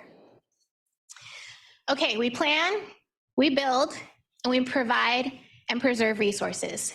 So data is one of the most critical resources that we provide to your member agencies, to the public, to the state and the federal government. This is what we use to make our decisions. This is what we do to measure our success of our decisions. We have something called the Open Data Portal. I've seen some of you already check it out. Data Surfer, looking for projects in your regions.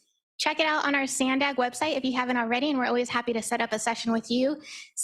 Dr. Cindy Burke, who's the head of our data and modeling department here, she's online. She'll be providing you a 101 on data and modeling at your next meeting so we can really dig into this. Some of the regional initiatives where we've been providing resources in recent years, Housing Acceleration Program. We did a Leadership Academy last year. We did the first cycle of a grant program to support housing production in each of your cities and the county. And we'll be releasing another call for projects in the coming years, thanks to some state funding that we received, more than $40 million. This is the first time that we've had the opportunity to really get involved in helping to solve one of the largest issues, I think, in our region, housing. Digital equity. The board adopted a commitment to digital equity a couple of years ago also, and the team has made tremendous progress in helping to advance connectivity throughout the region. Thanks to Supervisor Anderson in the county, we also did an actual infrastructure project to expand broadband access along SR 67, and that broke ground late last year as well. The Youth Opportunity Pass, Hassan talked about earlier during the meeting. We're super excited about the success of this program, again, in partnership with MTS, NCTV, and the county. And then Vision Zero, something else that the board has committed to, passed a resolution, and you're going to be seeing us doing a lot more in this space going forward, looking for grants, making sure we're doing the education and the outreach so folks know how to safely use our roads and networks, and that's for all users of the roads. Funding, another really important resource that we provide. So talking about Transnet, we typically generate 300 million or so, 400 million or so from the Transnet program. Almost a third of that goes to the local jurisdictions. If you look on pages 38 through 41, you're going to see a breakdown of all of these funding programs. It's important that you know the eligibility for each of these programs, so your communities, your cities, the county, everyone can be participating in these programs. Just highlighting a few under the environmental mitigation program, we've had 10 cycles of that so far. That's what allows us to protect endangered species and the habitat throughout the region. Under the Specialized Transportation Grant Program, we've awarded funds for more than 275 projects since the inception of that program. And under the Active Transportation and Smart Growth Program, we've awarded nearly $90 million since 2009. This helps to revitalize areas of opportunity in each of your jurisdictions and help spur economic opportunities. And then the two last resources I'm going to highlight, criminal justice, again, going back to data. So some of you may not have known that we're even involved in public safety. That was one of the original responsibilities of SANDAG back in the day. We have something called the Automated Regional Justice Information System. I don't want to throw too much at you, but also related to public safety, and data drives that. Our goal is to make sure that the decision makers throughout the region, law enforcement, has the data and information they need to make responsible policy for the people. And then the last one I'll just mention today, again, this is not capturing everything, but our employer program. This is an important one for you to know about for the businesses in your communities. We work directly with employers throughout the county to make sure they have options to encourage their employees to take alternative modes of transportation and make sure it's easier for them to get to work every day. So whether it's our van pool program, our carpool program, we have something called Tri-Transit. There's lots of different ways for folks to get to work each and every day, which again goes back to providing that access and opportunity that we're committed to. All right, lastly, and then I'm going to wrap this up, we preserve resources. So I mentioned all the work that we do through our environmental mitigation program, habitat conservation. We serve as a model through the rest of the state on how to do habitat conservation. Because instead of doing this on a project by project basis, we've been able to work with partners throughout the region to really purchase and conserve large areas of land that then allow us to deliver the projects, the infrastructure projects that need mitigation on a go-forward basis. Shoreline preservation. This is really important for a lot of our coastal cities. We've done 2 major shoreline preservation, beach preservation projects over the last decade or so. And moving forward, this is something that we're still working closely with our jurisdictions on.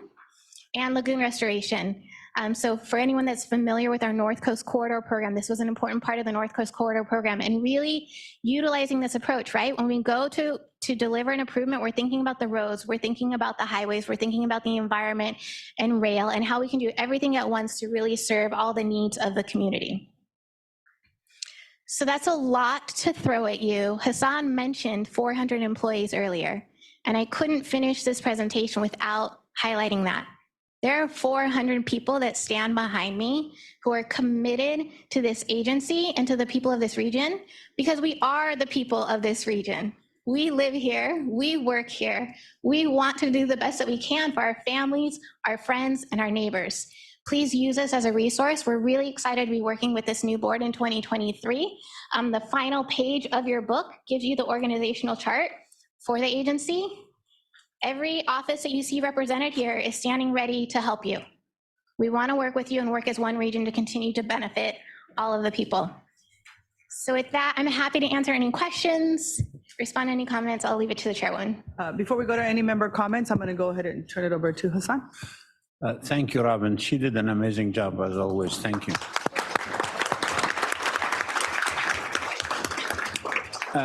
You know, she went through a lot of material in 15 minutes. I'm not expecting you to get it all, but we will, in the next few months, we will be talking to you one-on-one to make sure you know. But I have a question for you, a quiz. Who's in charge of Sandag? We are. That's right. The staff are not in charge of Sandag, you are. You're in charge and you need to own it. So every time you argue about things, that's very healthy, but you are in charge of Sandag. You hired me to run the agency. You can fire me and you can hire me and you can hire my replacement, but you are in charge. And as I told the leadership, Chairwoman Vargas and First VP Sean Elliott Rivera, there is nothing better than you leading and we in the background informing you. Our job is to inform you. Your job is to make policy decisions. That's the way I operated in my career, and that's, I hope you understand. So contrary to the belief that staff is doing this, staff don't do things without your approval. You approve the budgets. You tell us what policy decision you need to make. So you're in charge, and I hope you think about this a little bit, because you make a lot of decisions, major decisions, financial decisions, otherwise, and we're here to support you. Thank you. Thank you, Hassan. Mayor, Councilmember now, sorry. Sorry, go ahead. Me? Councilmember, I know I called you mayor in a minute, so that's fine. Yeah. Thank you for a really terrific presentation. I wish I had gotten that 2 years ago. I really want to thank you. I'm curious, on the slide titled Why, with Metropolitan Planning Organization, there are a bunch of counties that are grayed out. They don't have MPOs. Yet you said MPOs are essential for both having a plan to receive federal funds and then receiving. What do those counties do since they don't have an MPO? Great question. So just to be a bit more specific, MPOs are for areas, I believe, that represent 200,000 or more. And 200, I'm hearing lots of numbers. 200,000. 200,000. 200,000. If it's less, they belong to a Department of Transportation or other entities. Great. And curiosity question. In the shoreline preservation slide, where was that photo taken? Oh, I knew the answer to that because I asked that question. If you give me a second, I'll have the answer for you. What photo? Shoreline.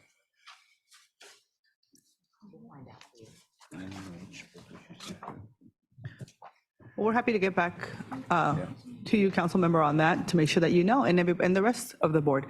Seeing no other comments, I just want to say thank you, Robin. Thank you for the team, and thank you to the 400 team members of SANDAG for all of the work that you do. It is always, a balance to try to make sure that we are, that everybody's represented and that we have all the information that we need to make sure that we make the best decisions. So I appreciate that. We're going to be including educational items in our board agendas as we're moving forward so that we can make sure that everybody's on the same page as well. So I'm going to go ahead and move over to public comment. Francesca, and thank you again, Robin. Thank you, Chairwoman.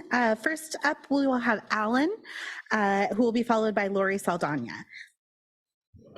If the chair may indulge me, last summer had some stuff to happen. I want to thank the city clerk. You helped me out last summer when I did my slide presentation back then. It was during COVID. The whole board was shut down. Mr. Hassan, I was actually up there upstairs in your meeting room with a laptop provided by the SANDAG board to allow me as a public speaker to do my presentation. That was phenomenal. Of note, my slide presentation was sent via email a couple of days prior so that everybody could see real time of part of my presentation. Just as your slide, ma'am, the visual really has impact. But as a public speaker, every city council I go to, including the supervisor board, I'm allowed to present my slide presentation up on the big board real time so everybody here can see it. Everybody here can see it. I've got a slide presentation for item 10. Council, Mr. Kirk, you denied me that. That goes against the Brown Act that, yes, we are allowed that. And I just mentioned that it was done last June. The very following meeting, when I talked about the Del Mar track, and I presented a slide that showed back in 1940, a track fell into the ravine, pointing out the hazard, why immediate action must be taken. That slide was denied. From that moment on, I'm not allowed to present a slide up on screen, but it's public comment. Of note also, I do want to thank the board, whoever, as I tore up that engineer report that talked about putting pilings on the Del Mar tracks, the very next week, Governor Newsom set aside $300 million.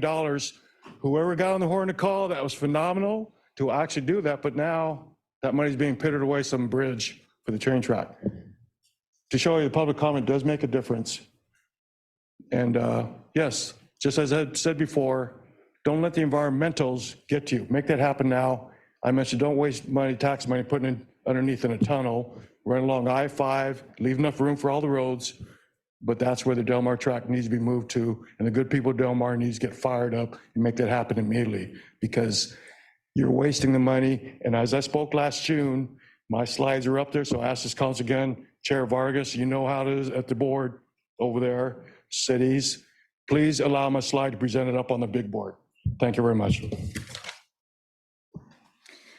Thank you very much. We have 4 remaining speakers, Lori Saldana, who will be followed by Carolina Martinez. And after Carolina, we'll move to the one virtual public comment, Mike Bullock. Thank you to staff for the report. It's very helpful, very informative. Respectfully, regarding who's in charge, the voters are. The voters put the people in position to be on this board. We are asked to approve tax increment increases to fund some of your proposals. And then we pay for them with our tax dollars. So we elect you, we pay for the projects, and we support or oppose tax proposals you bring before us at ballots. We are in charge. And the fact that we can come here and speak to you as provided under the Brown Act, as was pointed out by law, is not a luxury, it's a right. It is our right. So all of that being said, again, I appreciate the report. San Diego is a very innovative region. We have the opportunity to move forward in things that are desperately needed. And some of them are transportation. And that's something I think the voters have shown that they're willing to approve payments to invest in.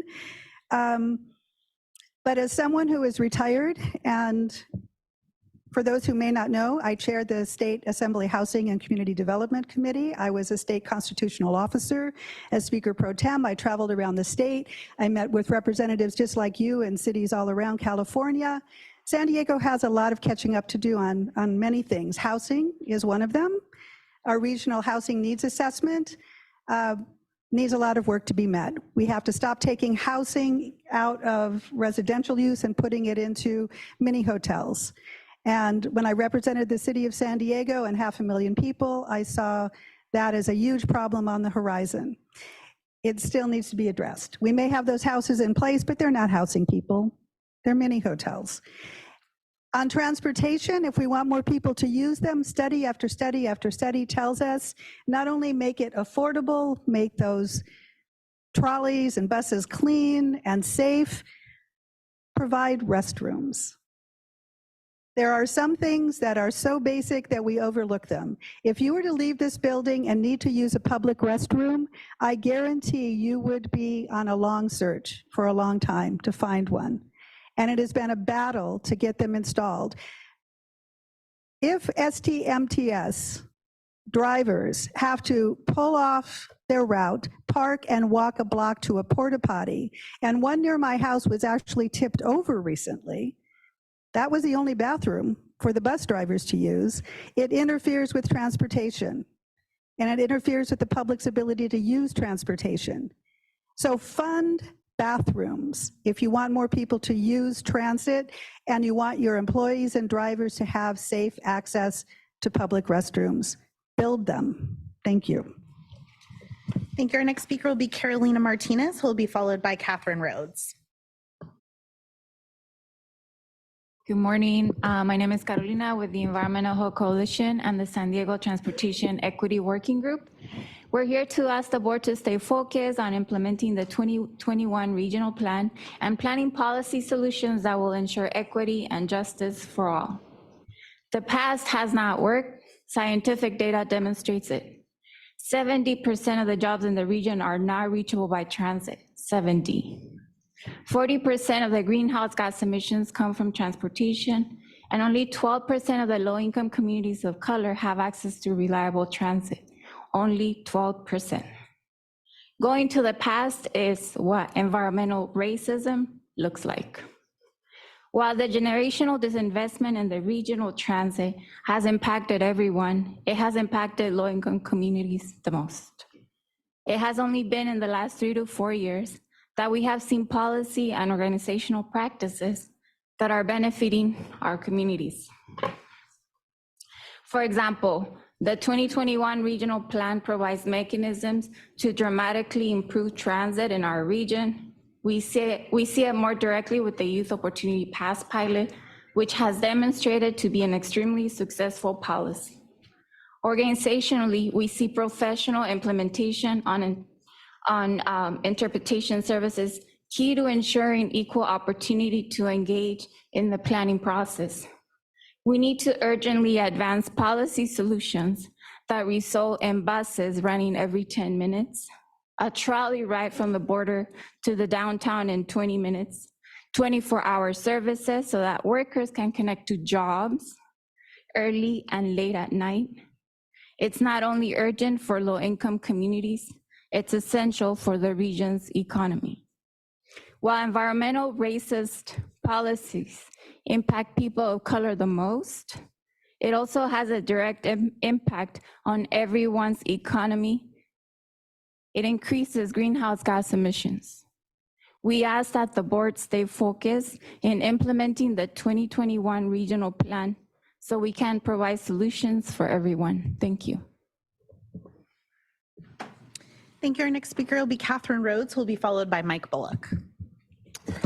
Thank you very much, and thank you, Robin. What a wonderful report. I really wish that we had it every year, or just tell people, go on YouTube and watch it, because very much great information. And so what I wanted you guys to know is that I actually really love Sandag. I think you guys are great. The changes you've made in the last few years are incredible. The thing is, I want more. I want everything. So that's why I'm coming here and asking for everything. And as part of the Brown Act, I have my constitutional right to air my grievances to Sandag. And for Council President Sean Elo Rivera, I want you guys to cease and desist from interrupting people when they're or asking questions like you have of me at least 3 times. And other city council people and other boards do that to me too. Please cease and desist from doing that. And then actually it's Lori Saldana's lawsuit against you guys to make you do that. And so one thing I wanted to say is I attended your housing academy. It was so great. And then also for Alan, he said that, you guys as Sandag voted at one point, like 6 years ago, that you have to turn in paperwork 2 days beforehand or you can't present it. That's a violation of the Brown Act. I think you need to re-vote on it if you've made that stupid decision, and start following the law as it relates to the Brown Act. And for that, I think you guys actually should bring somebody from the state to give you guys Brown Act compliance for the city. We need it for the city of San Diego. The city attorney actually thinks it's legal. It's not. It's a violation of the Brown Act. And I just saw another violation today, so please change that. Also, before, when any project came, they would have greenhouse, I would ask, how much greenhouse gas is this going to have? And people would say, we don't even analyze that. You used to not even analyze how much greenhouse gas a project would have. And so for the Shoreline Preservation Group, let me tell you a story about the La Jolla seals. I was the one that, when the EIR came out, I was going to say, if you allow this dredging to happen, it's going to cause cliff collapse and retreat. So I came to Sandag and said, help, you guys are civil engineers. You're required to review the EIR. And they would say, it's not my job. And then I would say, we have to do things about the homeless and housing. And Sandeg staff at that time would say, it's not my job. And I said, yes, it is. It's the regional plan. You have to do all the elements of the regional plan, not just transportation or circulation. You also have to do seismic safety, of course. And then you also have to do housing in the element. And now you guys are doing it. So many good changes. And so for the children's pool, the only person who finally helped me was the Army Corps of Engineers. I asked for people from UCSD, Scripps Institute, Caltrans, everybody didn't help us up then. Thank you. Thank you. Our final speaker will be Mike Bullock. Mike, you can go ahead when you're ready. Okay, thank you very much. Mike Bullock, Oceanside, and Chair and members of the board. I think Robin Wabner did a good job representing how Sandag works in the current view. She talked about having plan the blue line, plan the purple line, plan this, plan that. But she didn't talk about climate change at all, unless I missed it. That is a problem. And she did maybe step out a little bit and said that give an opinion, which is reflected by the board, I think, and that is that housing is our most important problem. Well, actually, climate change is our most important problem. Human survival requires climate stabilization, and the first climate stabilization requirement year is 2030. It's not very far away. This is not reflected in what she presented, and it's kind of the fault of the board. I mean, certainly, we the people need to do better in who we elect. That's for sure. We get fooled over and over and over again. Candidates say they're very concerned about climate change, and then we don't see that at all. So we have to field better candidates, and we have to do a better job. But you are on the board, and you can, human beings can change at any time. They can recognize that things are a little different than what they had thought. You may not believe the Secretary General of the UN, but he is a fact-based person. And besides calling it a code red climate emergency, which should tell you something, he said we are solidly on a path to an unlivable planet. And he also said we are driving towards climate hell with our foot on the accelerator. That's what he said. And the most frightening thing he said is the thing that's really the most obvious to assistant engineer. When I retired from Lockheed, my title was senior staff assistant engineer. Anyway, he said, we are dangerously close to the point of no return. So that's a problem. It wasn't mentioned by Robin. She said housing was the worst thing. The way we go extinct, I've said this before, is a devastating collapse of human population. That's a bad problem. Your executive director can't put that at the front because you, board, don't put that at the front. You probably don't even talk about it. Thank you. Thank you, and Chairwoman, that concludes the public comments on this item. Thank you so much. We're going to move on to item number 10, which is the regional economic update. Robin, again, thank you so much to you and the team for such a wonderful presentation and for the actual report. And just so everybody knows, I asked for the, not the report, what is it called? The manual? I just think it's really important to have some tools in front of us. I understand we're not trying to make sure we protect the environment, but we're going to have it also accessible for folks via email if they need it. But I felt it was important to make sure that we had something like that. If you have any recommendations on anything else that we need to add to that, happy to include it. And I think, like she said, it's a living document, and I think it helps us all as we're moving forward.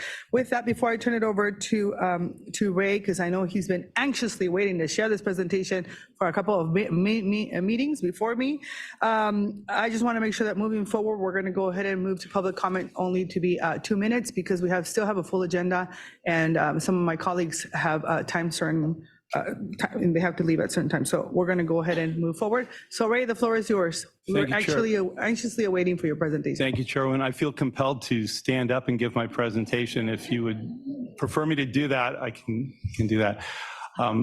Welcome, everybody. Thank you. My name is Ray Major. It's nice to meet all of you. I am the, among other things, Sandag's chief economist. And what I'd like to do is to give you an update on the San Diego regional economy and what we expect to happen in 2023.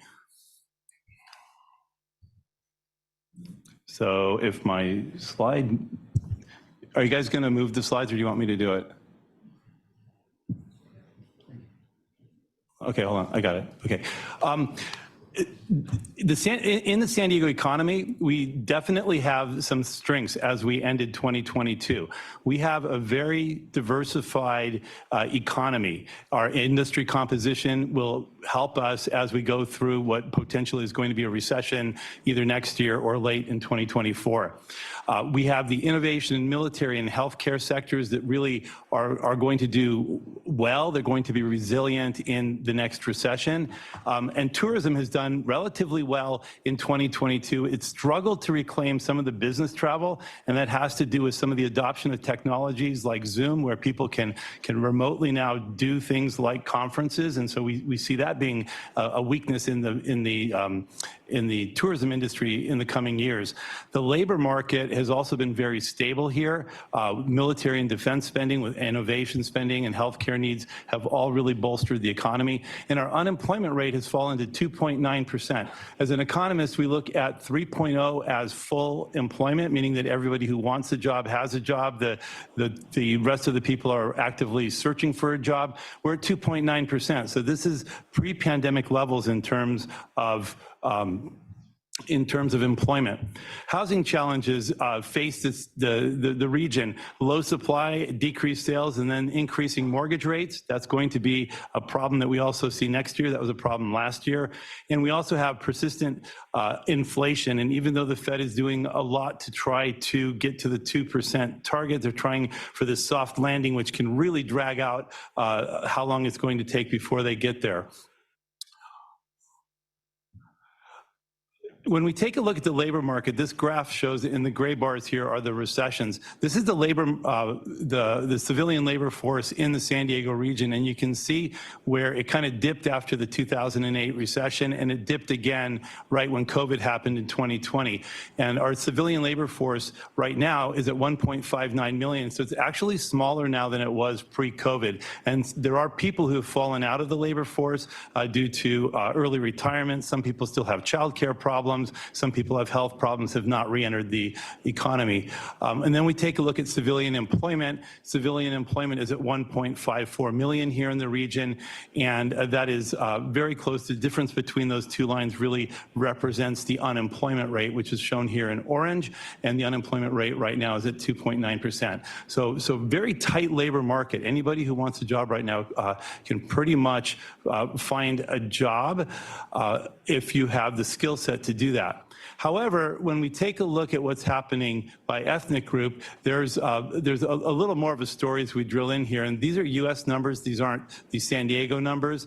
But if you look at U.S. unemployment at 3.5%, the Black unemployment rate right now is 5.7%. Hispanic unemployment is 4.1%. The white unemployment is 3.0, and Asian unemployment is at 2.4%. And so what this is really telling us is that there is an interesting component here that has race as a determinant in terms of how many people are unemployed. And when we look at the 2.9% unemployment, and we talk about what might happen during a recession, we think that may go to about 4.4% in a recession. And what you can see here is in some ethnic groups, they're almost in a recession in terms of unemployment. And in some cases, you could look at this as perpetually being in a recession. When we look at industry sectors in San Diego, the San Diego region is composed of a lot of different economic sectors. No more than 16% of our employment is in any one sector. This is part of what gives us a lot of resilience when it comes to things like recession. Our driving industries here in the region are tourism, innovation, and military, the supporting sectors, which you need in any type of community that you're in, are healthcare, education, and government, and of course traditional sectors like retail, trade, wholesale, construction, et cetera. You see there in purple. The interesting thing here is that the ones in blue and green are usually pretty resilient in terms of recession. And so again, the 1.65 million jobs that are distributed here are pretty resilient to recession and what's about to come. When we look at inflation, which is really the story, and a lot of this, my presentation today is going to focus on the impact of inflation and interest rates on families here in San Diego. So usually I talk about the gross numbers for the San Diego region, but I really want to talk more about how it impacts the people here in the region. This green line here shows you what the inflation rate was in the San Diego, or has been in the San Diego region since 1970. When you take a look at the Fed, the dotted line there, that's the 2% target that the Fed has had since 1996. And they're targeting inflation at 2%. This is the inflation, and you can see that in January of 1980, it was at 18.3%. In order to combat inflation, the Fed raises interest rates, and you see that they had to raise them as high as 19.1% in June of 1981 in order to bring down the inflation rate. And mortgage rates at this time were probably in the 24% range. I don't know if some of you remember that. I was around. I do remember that. And then what you will notice here is that the purple line is usually above the green line. And I'm going to talk a little bit more about that. So usually the interest rates, the Fed fund rates, are higher than what the inflation rates are. When we take a look at a time period from 1982 to 2002, this is a pretty normal period within our economic history, and you'll see that the inflation was about between 2% and 4%, and then you saw interest rates, or the Fed fund rates, being a couple of points above that. In the 1980s, mortgage interest rates were about 12%. And I don't know if any of you remember that, but that used to be a pretty good mortgage if you could get one for 12%. You move forward to the 90s, we saw interest rates fall a little bit, mortgage interest rates to 10% in the early 90s, and then they fell to about 8% during this time period. But again, mortgage interest rates were higher than the purple line. If we fast forward to 2008, which is right after the Great Recession, the Fed used the only tool, the monetary tool that they have, to try to restart the economy. And so they moved the Fed fund rate all the way down to 0%.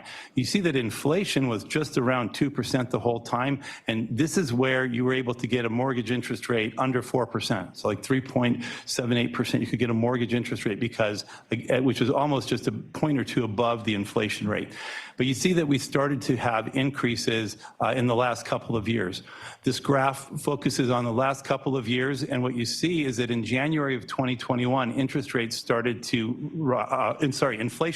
rise here in the region. This is where the Fed said we were going to have transitory inflation, that it was going to come back down. But after a year of not doing anything in terms of raising interest rates, inflation had gotten up to 8.3%, and they started raising the rates. And you see that they're now at about 4.3%, and we see that inflation is coming down to about 6.7% now at the end of the year. This is important because the Fed's target is that blue line, or 2%. So there is a very good possibility that they will need to continue to raise the interest rates in order to bring the inflation rate down, the green line down, to the target rate, which is the dotted blue line. So we expect this to happen in the next year. But how did this impact the family budget? When we take a look at the cost of living before pandemic, this is an average family in San Diego. This is the average family. It's the median income is $92,700 a year, and that's 2 adults and 2 kids in that household. This is how they spent their monthly budget. About $2,100 on shelter and utilities, $850 on food, $750 on transportation, $2,850 on healthcare, other necessities, $1,000 on taxes, and they had about $175 a month that they were putting away in the bank or for discretionary use. So that would be, taking your kids out to, I said Disneyland earlier to somebody, and it's like, you can't take your kid to Disneyland for $175. But these are the monthly numbers. And this is right before the pandemic occurred, okay, March of 2020. Look at what has happened since then. This slide shows how the family budget now is as of November of 2022. Okay, so fast forward two and a half years. Shelter and utility costs have gone up, food costs have gone up, transportation costs have gone up, healthcare has gone up.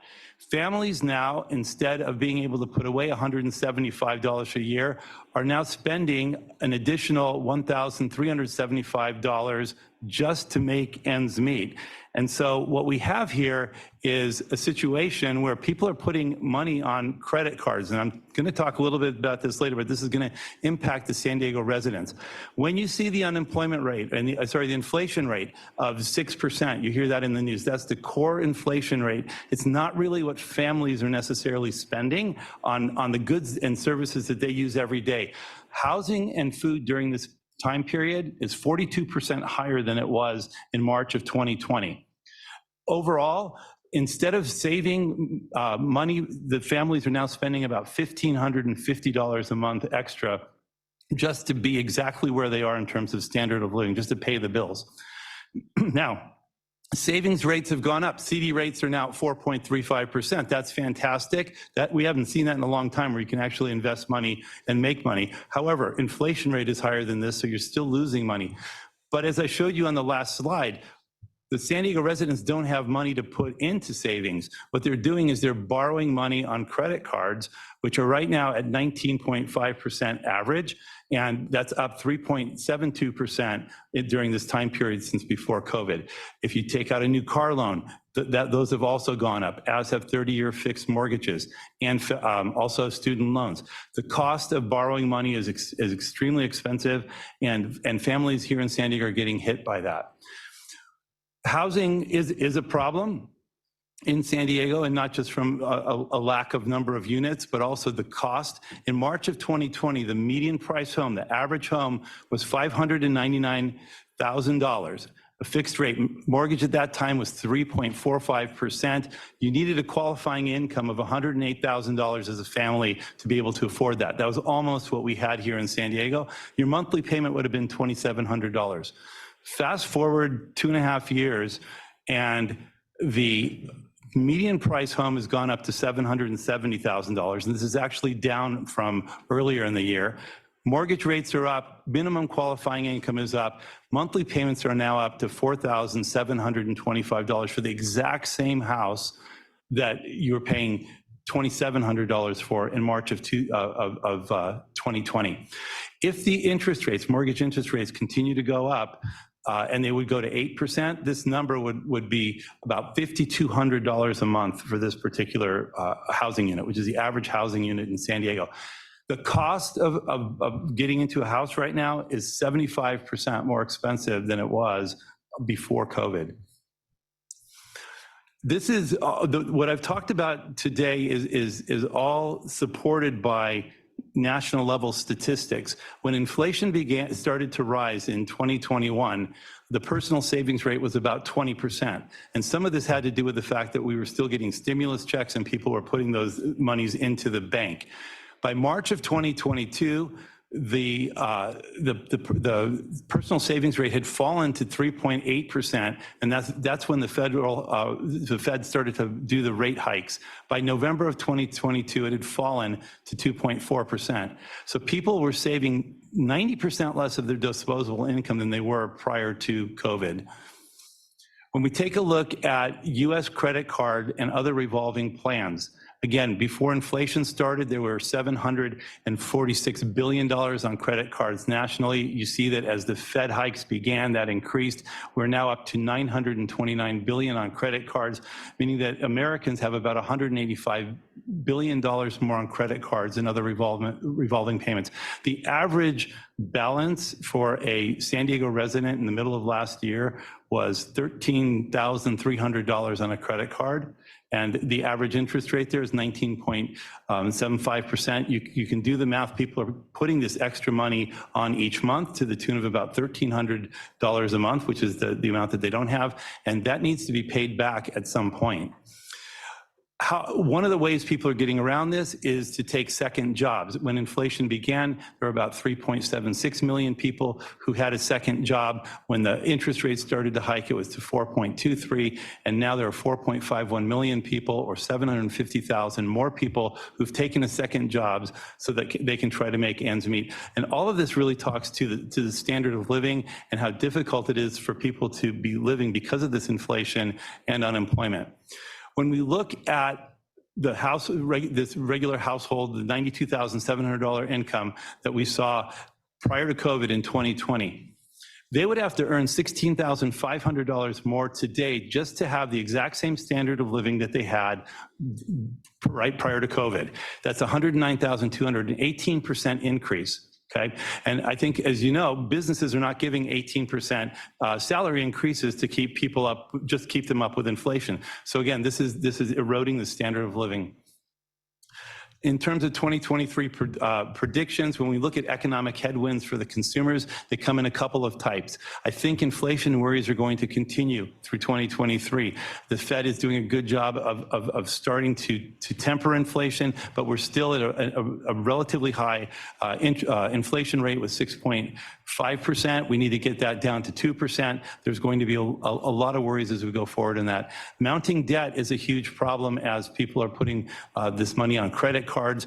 And as businesses start to slow hiring, and you see this everywhere from Microsoft to Google to 3M, businesses are cutting back in terms of hiring. You're going to start to see people feel that they have more job insecurity because there's a good chance that they're thinking they may be let go.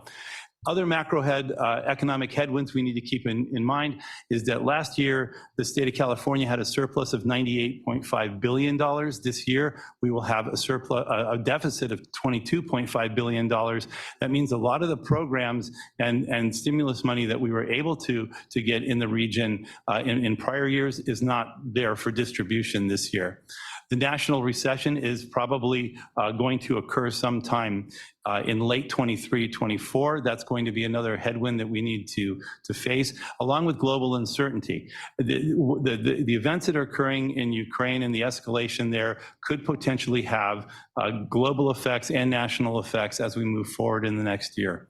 So what are my expectations for the San Diego economy in 2023? If I had a crystal ball, I would say that we would be looking at these early signs of an economic slowdown where national unemployment is rising. We see more people being laid off than are quitting. There used to be the great resignation. We don't see that anymore. Regional layoffs here in San Diego will probably be small, but I think that they're going to occur across a wide range of sectors. And businesses will start to scale back some of their operations in terms of investment and wages. Like I said earlier, good chance that there will be a recession. It will probably be mild. San Diego should fare relatively well because of the diversity in our economy. And I think what you'll also see is that the housing market will continue to soften.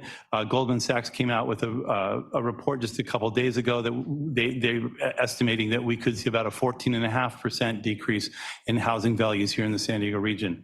Unemployment rates will probably increase. Stock market will be volatile. I don't think that we're going to see the type of returns we saw in the last couple of years in the big bull run up, but I don't think that it's going to be 2022 either. The recovery struggles for international business tourism, and business tourism is going to deepen. That's going to be a problem. Businesses are not going to be coming for conventions, et cetera, because this is a year where they would be cutting back on those type of expenditures. And a lot of commercial property development and business expansion is probably going to stall as companies take kind of a wait and see attitude to make sure, whether or not they're going to hire a whole lot of new people and move places. So with that, Chair, that concludes my presentation, and I'd like to hand it back to you in case there are any questions. Thank you so much. I'm going to go ahead and turn it over to Hassan, and then we're going to go ahead and have public comment and then member comment. Thank you, Ray. And just for the board members to know, Ray is chief economist, but he's also one of the two chief deputy executive directors in charge of operation for Sandag. So you're going to hear from him, see his name a lot. I do want to make one comment, and Ray didn't specifically go, but this means a lot to what Sandag does. The projects we started are requiring more money, and the projects we're about to start are costing more. So as we move forward, you're going to hear that the facility for the border crossing that we estimated to cost 300 million now is for something. And so I just didn't want you to be surprised. We're not alone, nationwide. And Ray, if you could address how is that the numbers you just presented affecting us here at Sandag? Well, so in our particular situation, Transnet revenues are up significantly. That we're bringing in over $400 million. That's because things in the economy are costing more and citizens are needing to pay more. So we're collecting more in sales tax. So that's the good news. But on the flip side, the construction costs have also gone up. And in some cases, it's probably around 30%. And so labor costs are up, construction costs are up.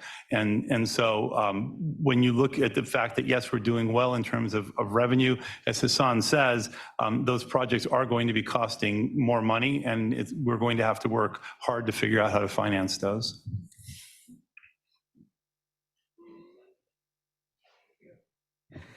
So before I return it to public comment, I just want to say thank you, Ray, for sharing this information and presentation and the data. I think, data is power, and I understand inflation and the economic slowdown is absolutely going to disproportionately impact our working families that were already hit even prior to COVID, and then COVID really, hurt them. So I think the board members here at Sandag have a really good opportunity to use our role in thinking about economic prosperity and what that looks like as regional planners.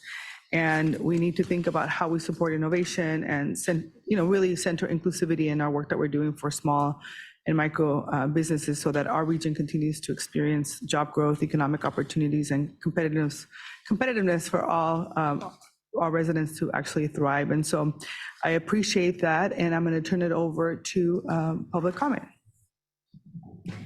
Thank you, Chairwoman. As a reminder, now that the presentation is finished, the public comment period is closed.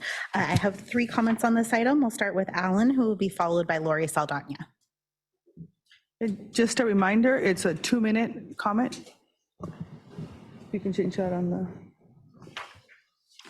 Hi, this is the one I had a slide. Can I have the slide on the big screen before you start the clock?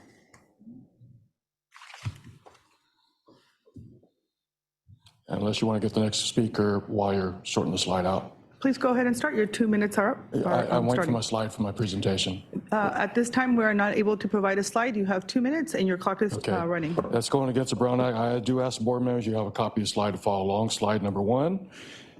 This is going against the Brown Act. You know that, right? Every board, we allow the slide. She opened the desktop for this gentleman, the slide with his presentation right on the desktop. Why can't you open mine? You're going against the Brown Act right now. Mayors, please take charge. I'm being silenced right now. Where's my slide? You see it on your screen, but nobody else does. Okay. Why is the question? You have all these presentations, all expensive, but why? First slide shows $6.5 billion gas tax. You ever notice that your gas bill went up quite a bit? Because they're taxing it. Next slide, which nobody else sees. SB1 tax. Next slide. Cap and trade tax. Pass it on to the consumer. Next slide. If you look at it, there's this beautiful state, or United States. The only one in yellow is California. $6 a gallon last summer. Next slide. As I said, Carlsbad Council, which is not to bolt everybody. You mentioned what will we do? I said electric cars.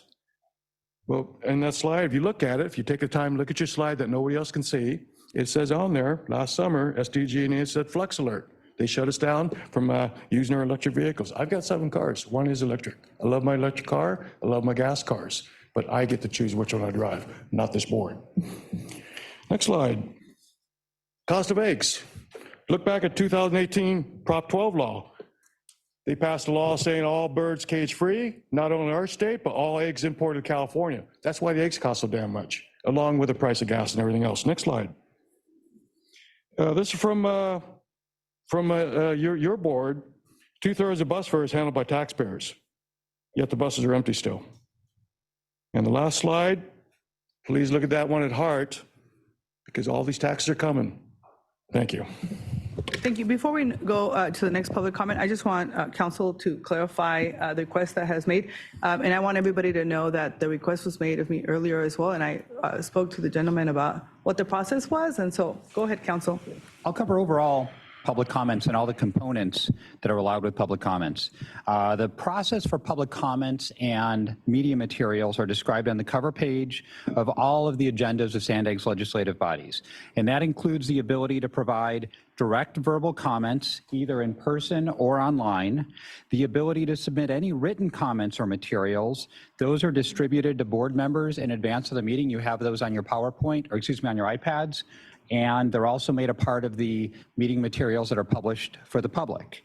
It also includes the ability to present media directly by the commenter, and that is also published with meeting materials. What it does not include is Sandag downloading a PowerPoint, video, or other media files onto Sandag computers. The requirements of the Brown Act is that the public agency provide an opportunity for the public to directly address the legislative body. There is no obligation for under that, and this is specifically from guidance by the League of California Cities, no requirement for a public agency to provide equipment to do that. What Sandag has done in balancing the public's right to participate either virtually or in person is to allow members of the public to host their own PowerPoints if they want to provide videos or PowerPoint presentations, and to submit those in writing so that you have those and you can look at them as you're commented upon, or as you receive public comments. So ultimately, we are fully in compliance with the Brown Act. You have flexibility, you can make your rules, but these are the rules that are imposed by the Brown Act, and we are following them. Thank you, council. We have two more folks, public comments, and then I'm going to go ahead and ask members to speak. Thank you, Chairwoman. Next, we'll go to Lori Saldana, and then we'll move on to virtual public comments. I see somebody with their hand raised with the phone number ending in 868, and I'll call on you next. Thank you. Would it be possible to pull up slide 15 from the presentation that was just given? If you could just go ahead and continue with your comment, please. That doesn't answer my question, Madam Chair. No, ma'am.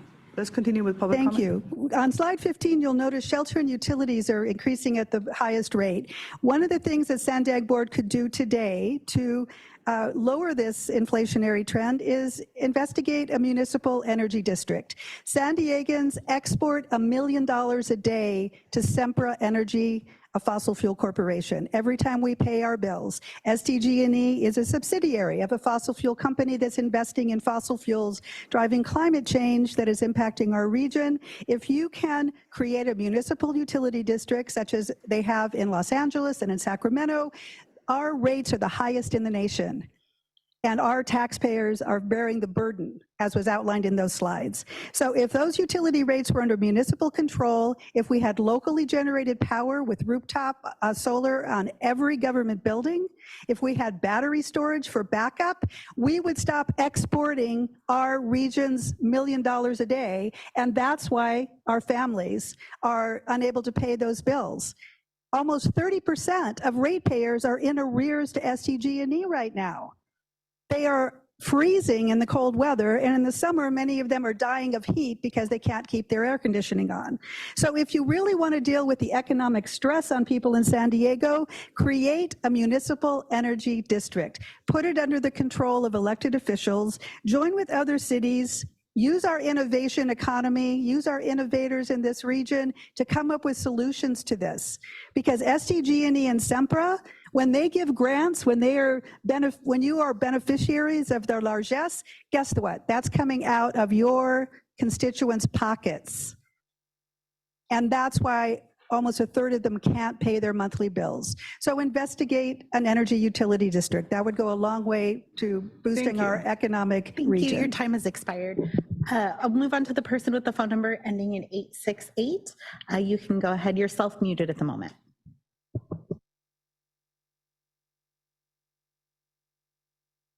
Good morning. My name is Karen V. And another factor that will negatively impact our local economy is the proposed 4 cents a mile mileage tax for cars. It's going to especially hit working class people that drive for a living, such as Uber drivers, delivery services, and service providers that for instance, makes repairs at people's homes or a handyman. For example, just recently I had a water delivery service add a gas tax or a gas fee onto my bill because his gas expenses were so high. And I also had a handyman do the same thing because he was driving from the South County. So the other problem is privacy issues. But for the economy, I think that gas tax is going to have a trickle-down effect and negatively impact our everyday workers. Thank you. Thank you, Chairwoman. That concludes the commenters. Thank you so much. I have 3 members on the queue. I have Mayor Jones, Councilmember Gasterland, and then Mayor Kunz. Thank you, Chair. I just had a quick question because when you were talking about the budget and the $22.5 billion deficit, I recalled seeing something and I actually looked it up on my phone. I was Googling it. I guess it was Scott Wiener that had said that transit agencies are potentially in trouble when it comes to the budget cuts in the actual transit. So my question is, because I didn't see that, I was looking for it. Is the cut, because someone probably knows, is it actually in capital projects or is it for the operations? Do we know? I personally don't know where the I think cuts. Sharon Cooney is here. Is Sharon still here? No, right now they're expected to be a significant, and Don, come forward, a significant challenges for operation, not capital. Once the COVID money runs out, they will be significant. So Don, you want to add? Yeah, the California Transportation Commission discussed this at its meeting this week. And the mix of the cuts are expected to actually be restored. There's kind of a springing mechanism. They were talking about some delays to projects in the Transit and Intercity Rail Capital Program funding that was proposed the prior year.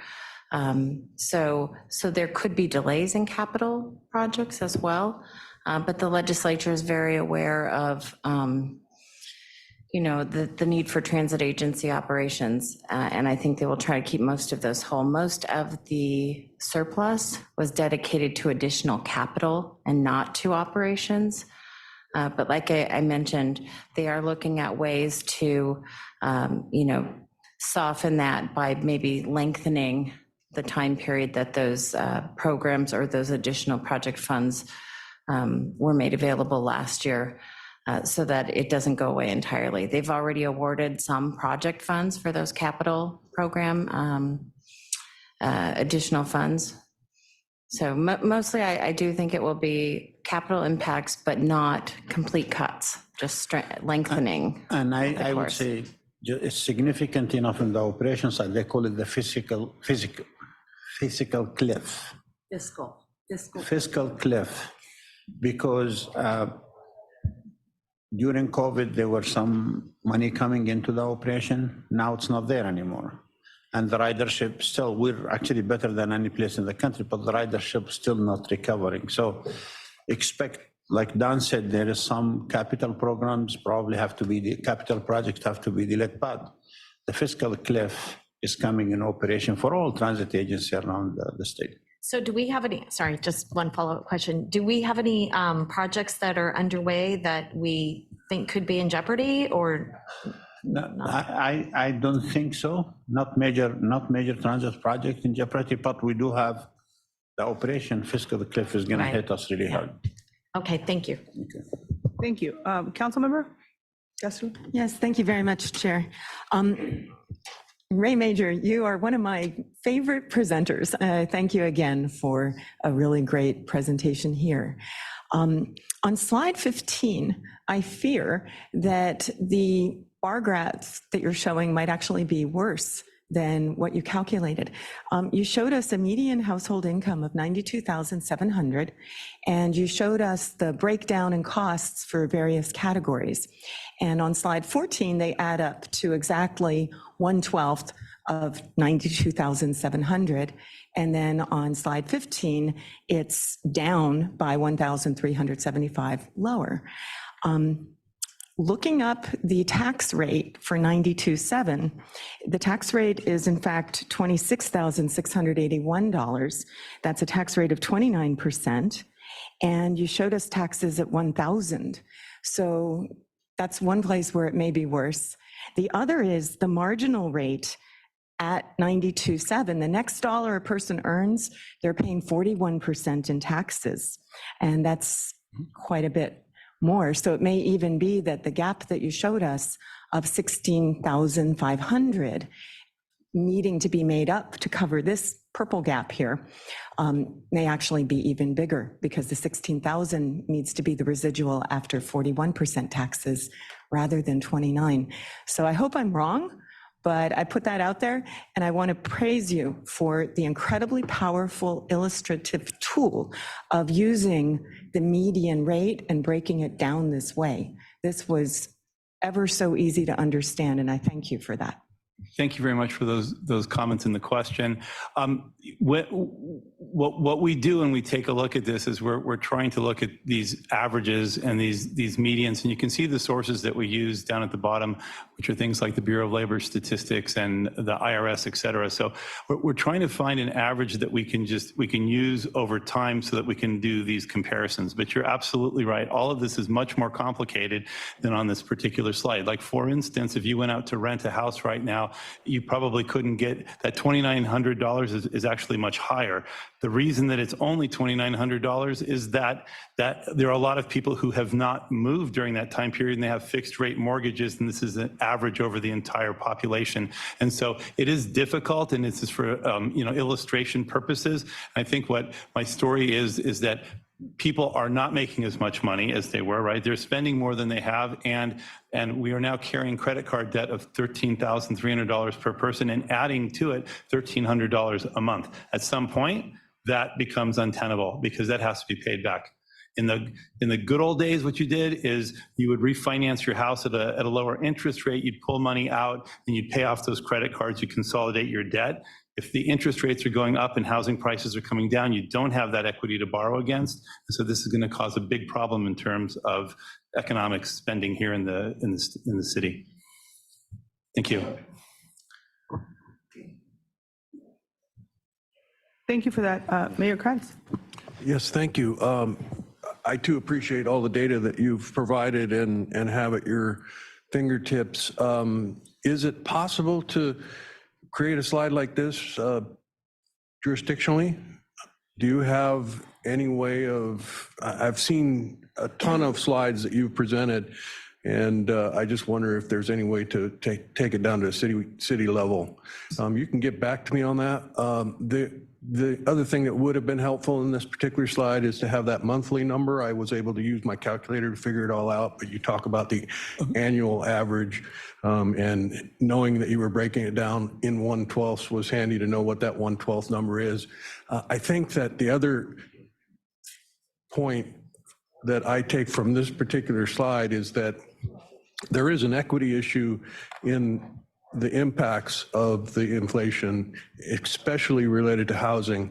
No family of four could find housing in the city of Encinitas for $2,900, let alone $2,100. Right. So, that in and of itself is a big issue in our city. And the other thing is that people who have purchased their home with a fixed rate mortgage when things were very low aren't feeling the impacts of that inflation on that shelter and utilities. So I think those are some pretty important things to keep in mind as we move forward in this very challenging time. Thank you. Thank you. Thank you. Councilmember Fisher. Thank you. Mr. Majors, thank you for a wonderful presentation. As one of the 7 newbies here, as it was pointed out earlier, I guess I know that Sandag has some of the best staff around, and I would hope that they continue to exercise the fiduciary responsibility that they have to bring to this board the honesty of what the future holds. I'm looking at this, and again, it's no surprise that there's some economic impacts happening all around us in our individual cities, but I would hope that the crystal ball that Mr. Major has, that it gets used, that we really do go back, reformulate, and bring forth. If there has to be changes, there has to be changes. If that needs to be cut of a program or something that's required, give us the truth. The truth it hurts once. And I think that we're mature enough to make those decisions. And, I just want to be ahead of this big curve to see it coming down the road. Obviously, the people at Sandag are a lot smarter than I am, but we rely heavily on the information that comes our way. So I would ask that not only staff, but the board would be open to the idea, if we do have to make changes in the future, that we do so harmoniously and with the intent to serve our region in the best way that we possibly can and be fiscally responsible. Councilmember, I just want to say, I appreciate your comments, and you will hear only the truth, whether you like it or not. And the truth will guide us, whether it's a forecast, whether it's bad news. I think Ray, as your chief economist, as one of your chief deputies, has perfected the information for the sake of information. So that's a commitment to you. Thank you. Seeing no other comments on the queue. Appreciate your presentation, Ray. Our next item is item 11. We're going to have a second reading on the proposed Transnet Extension Ordinance amendments from ITOC Chair Jonathan Frankel and Ariana Surneden. Apologize for your name. And just a reminder to my colleagues, this is we have to take a vote on this. Well, good morning. Thank you so much, Chair Vargas and members of the board. Again, I'm Jonathan Frankel, and I have the pleasure of serving as chair of ITOC, the Independent Taxpayer Oversight Committee. And I'm pleased to present the second reading of our ordinance today. ITOC is chartered to provide an enhanced level of accountability with respect to the Transnet program. And one of the ways that we do that is through a triennial performance audit. That is our primary means to achieve our mission. And our last audit made a number of recommendations related to our membership and selection process. And that is the item that is before you today. This item does not change any projects or any expenditures, but is only related to the selection and membership process, again, at ITOC, in helping us implement those recommendations of our auditor. We considered this item very carefully as a committee and unanimously recommended the approval of these reforms after 3 meetings with the committee. And specifically, these reforms do 2 things. One, expands the committee's membership to allow 2 new members to serve that have expertise in areas that we think would be helpful in achieving our mission. And secondly, is making some related streamlining reforms to the selection process for the convenience of the board members to make that a little bit easier on everyone. So with that concludes my presentation. Of course, we'd be happy to answer any questions you have and urge your support of the item. Thank you so much.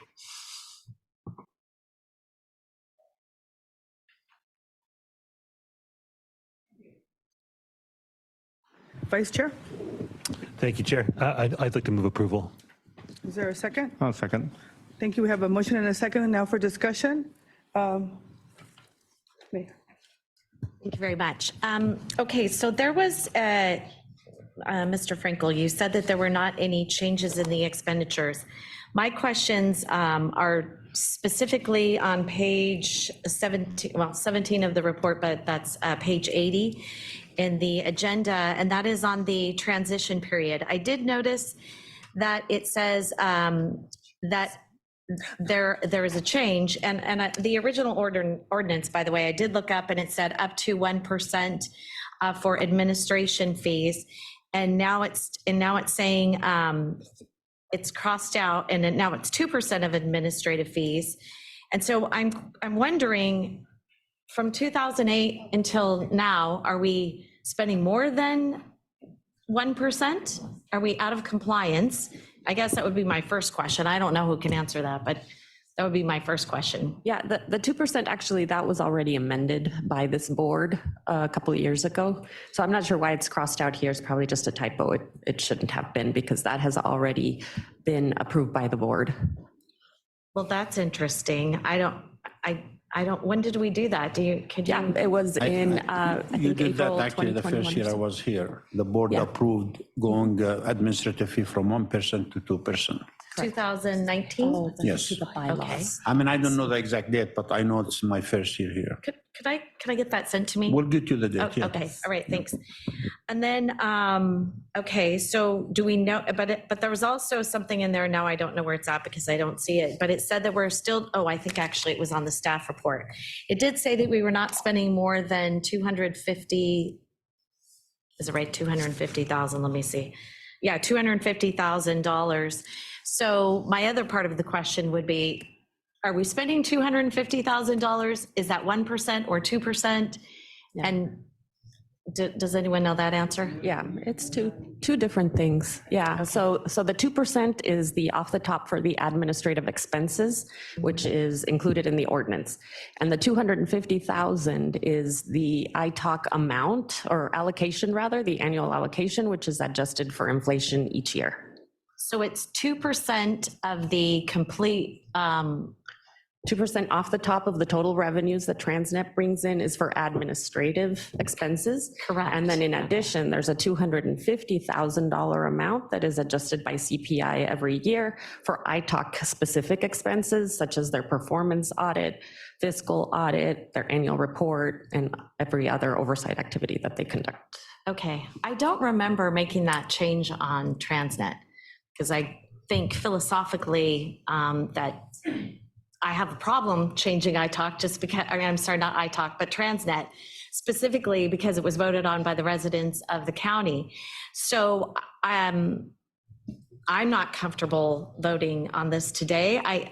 But I would also like to get that. I wonder if we could bring this back at a later date. I think you have a prerogative to vote no on it. Oh, okay. All right. All right. I don't see anybody else on the queue. I'm going to go ahead and move it over to public comment. Thank you. Excuse me. Our first public commenter will be Alan, who will be followed by Catherine Rhodes.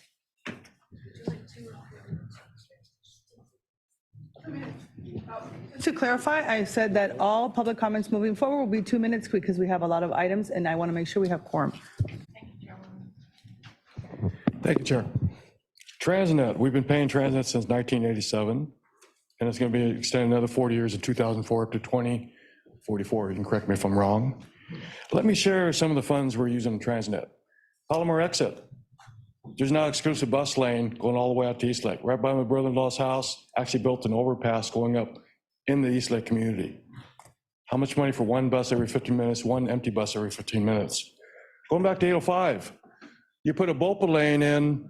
First, we narrowed the roads to add a carpool lane, which is great, which allows more cars. But then in the wisdom last year for climate, now the emergency lane has become a bus lane on the freeway. How dangerous can we be? In addition, that bus also can control all the merge lights all the way from Palomar downtown. So all these cars idling, waiting for that one stupid bus to come by, how much footprint are we doing there? Not to mention, it's not very safe when you got 18-wheeler semis on the already narrowed road in 805, and now you got a bus on the emergency lane. Why? Why would you do that? You mentioned about the airport, putting in that hub. I'm not putting my luggage on a train from that hub at that Nawar to the airport. So let's expand the way we're supposed to do and have people drop off convenience, because I'm not going to take 3 trips to lug my luggage downtown to the airport. That is absolutely asinine. So when you look at all the waste you guys are doing, think about how much money you're wasting. And as I said, this Transnet, you're actually putting bike lanes, taking away road lanes down on Broadway, Chula Vista. We actually took out a road lane. Now the cars are all backed up going to Best Buy. What sense does that make? And as I said, as the electric car takes over, they will need roads. Amazon truck need roads. Everything in this room has provided service for your food, for your coffee, all by delivery trucks. And yet the cars are so evil. That coffee on that coffee pot was not delivered by a bus. It was delivered by an Amazon truck or wherever you guys get your coffee from. So think about that. Roads are needed everywhere. Thank you. Thank you. Our next speaker will be Catherine Rhodes. Hello, Catherine Rhodes, and I just want to mention, just the Brown Act. Before Sandag voted to not allow public members to have handouts, paper handouts, I would come before the meeting, give paper handouts. I used to hand them out, but you guys voted to not allow paper handouts. And then to try to pretend that we're infecting your computers, it's the same as if we email you. So please don't use that excuse. So the board could actually change it. I would like you guys to change your Brown Act requirements.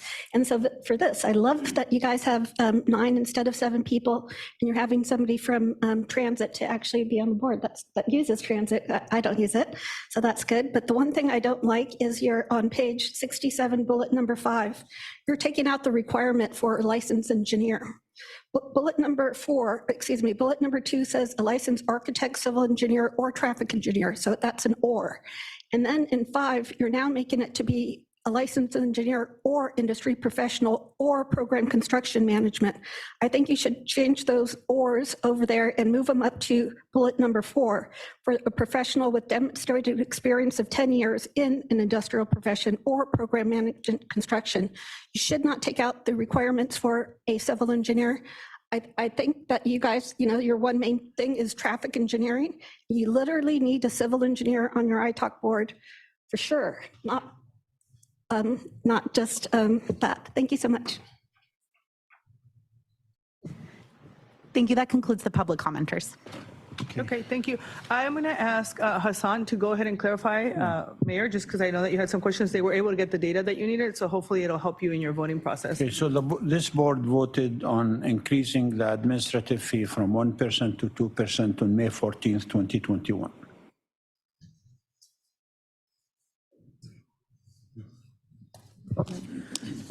And so just a reminder, right, this is an ITOC recommendation, and it's really important to move forward with it since it'll add new expertise focused on emerging transportation topics.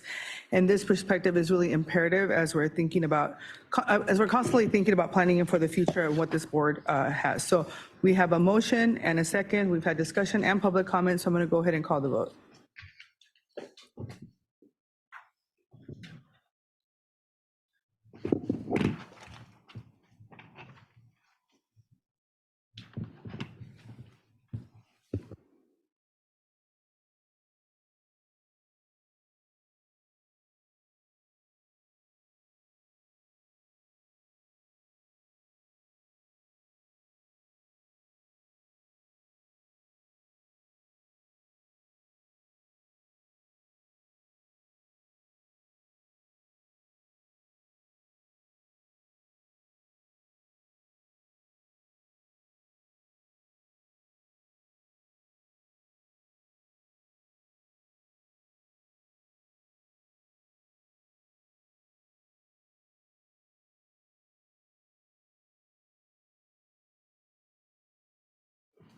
So this Thank you. That item does not pass.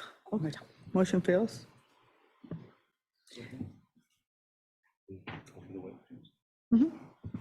So the options at this point are to let that stand. This could be considered again by the board acting as the Regional Transportation Commission at a future meeting.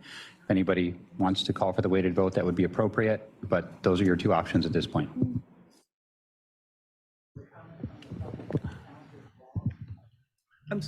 Go ahead. Vice Chair, I'd like to call for a weighted vote, please. Okay. Or Chair, please. Is there a second? I'll second. Okay. I have a question of our attorney, if I could.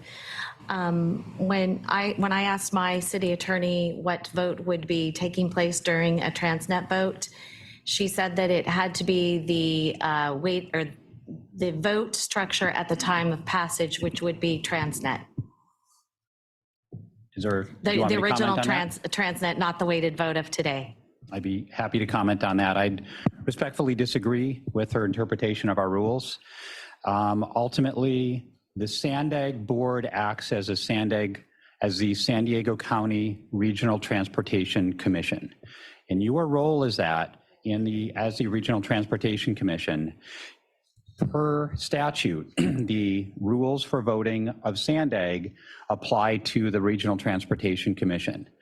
The rules for voting for Sandag, specifically, those, as you know, have been changed by statute, by AB 805 and otherwise over time. And voting not only by AB 805, but also by different weighted vote thresholds as populations have changed over the years. And that's been consistently applied every time this board has voted on multiple applications of modifications to the Transnet ordinance. So ultimately, in applying the law, applying Sandag's standard voting mechanism to the San Diego Regional Transportation Committee, then the weighted vote under AB 805 is the law applicable today. Well, I would just like to state for the record that the board did not, the tally vote did not pass, and now we're being called a weighted vote, which is against the residents of San Diego County because they voted on this Transnet, each one of them, and it was a 2/3 majority at that time. Understood. Mayor Kratz? Yeah, can I have some clarification on the urgency of this? I think there was mention made we could perhaps defer this to another meeting. You know, frankly, when I look at all those no votes, I didn't hear anybody ringing in to explain why they were voting no. So I'd be interested in hearing that, frankly. I think that the need for the weighted vote on an issue like this is one that's quite unfortunate. And, you know, I'm not inclined to support a weighted vote. I know that under a weighted vote, I think I count for 3 or something like that. So it's probably not going to amount to a hill of beans, but this is the sort of thing that's just causing, you know, a gulf to be created. And so if there's any way to defer this, I sure would prefer it. It's unfortunate that we have to use all of our tools that are available for us to be able to get the work done that needs to get done at Sandag. And so at this time, there's a motion on the floor in a second. And so I'm going to go ahead and call the vote.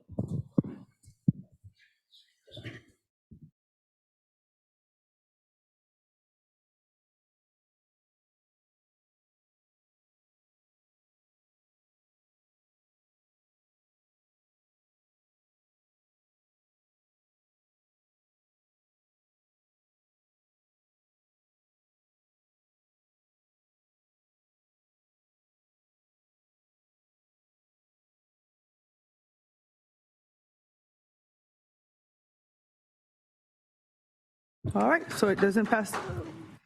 Motion fails. The next item on the agenda is we're going to go ahead and move over to closed session. Francesca, do you have any public comments on item 12, closed session, before we move forward? Thank you, Chairwoman. We do have one closed session public comment for item 12, Catherine Rhodes. You can go ahead when you're ready.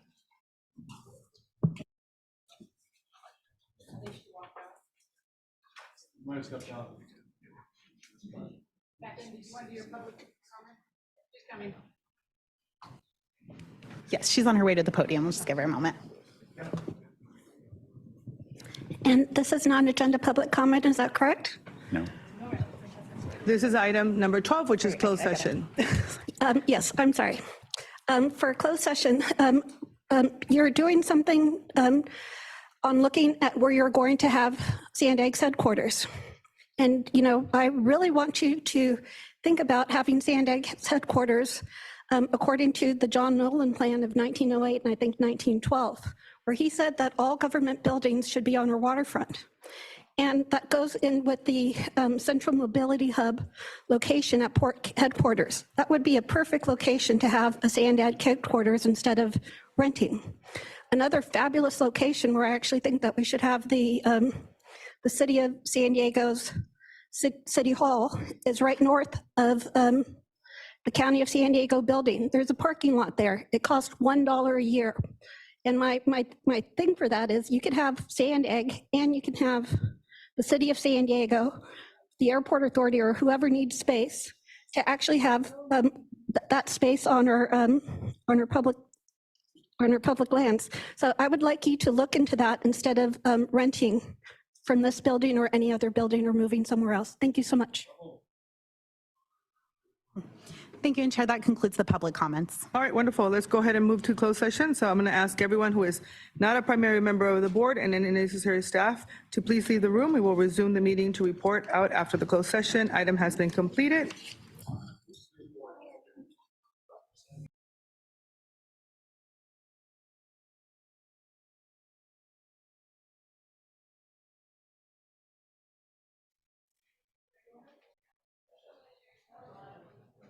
All right, fantastic. Okay, everyone, welcome back. I'm going to go ahead and ask our general counsel to report out on the closed session item. The Board of Directors was briefed in closed session on item number 12. At this point, there is no reportable action. Thank you. I know we have a couple of non-agenda member comments before we adjourn, and those folks have 3 minutes because that's what we had at the beginning. So go ahead, Francesca, and call those folks up. Thank you very much. I think probably the people who wanted to speak were in person, so they might still be in the lobby and need a second to come in. Let me see, hold on. Okay, we can go ahead and start with the folks who are online, which was Camilla Rang, Mike Bullock,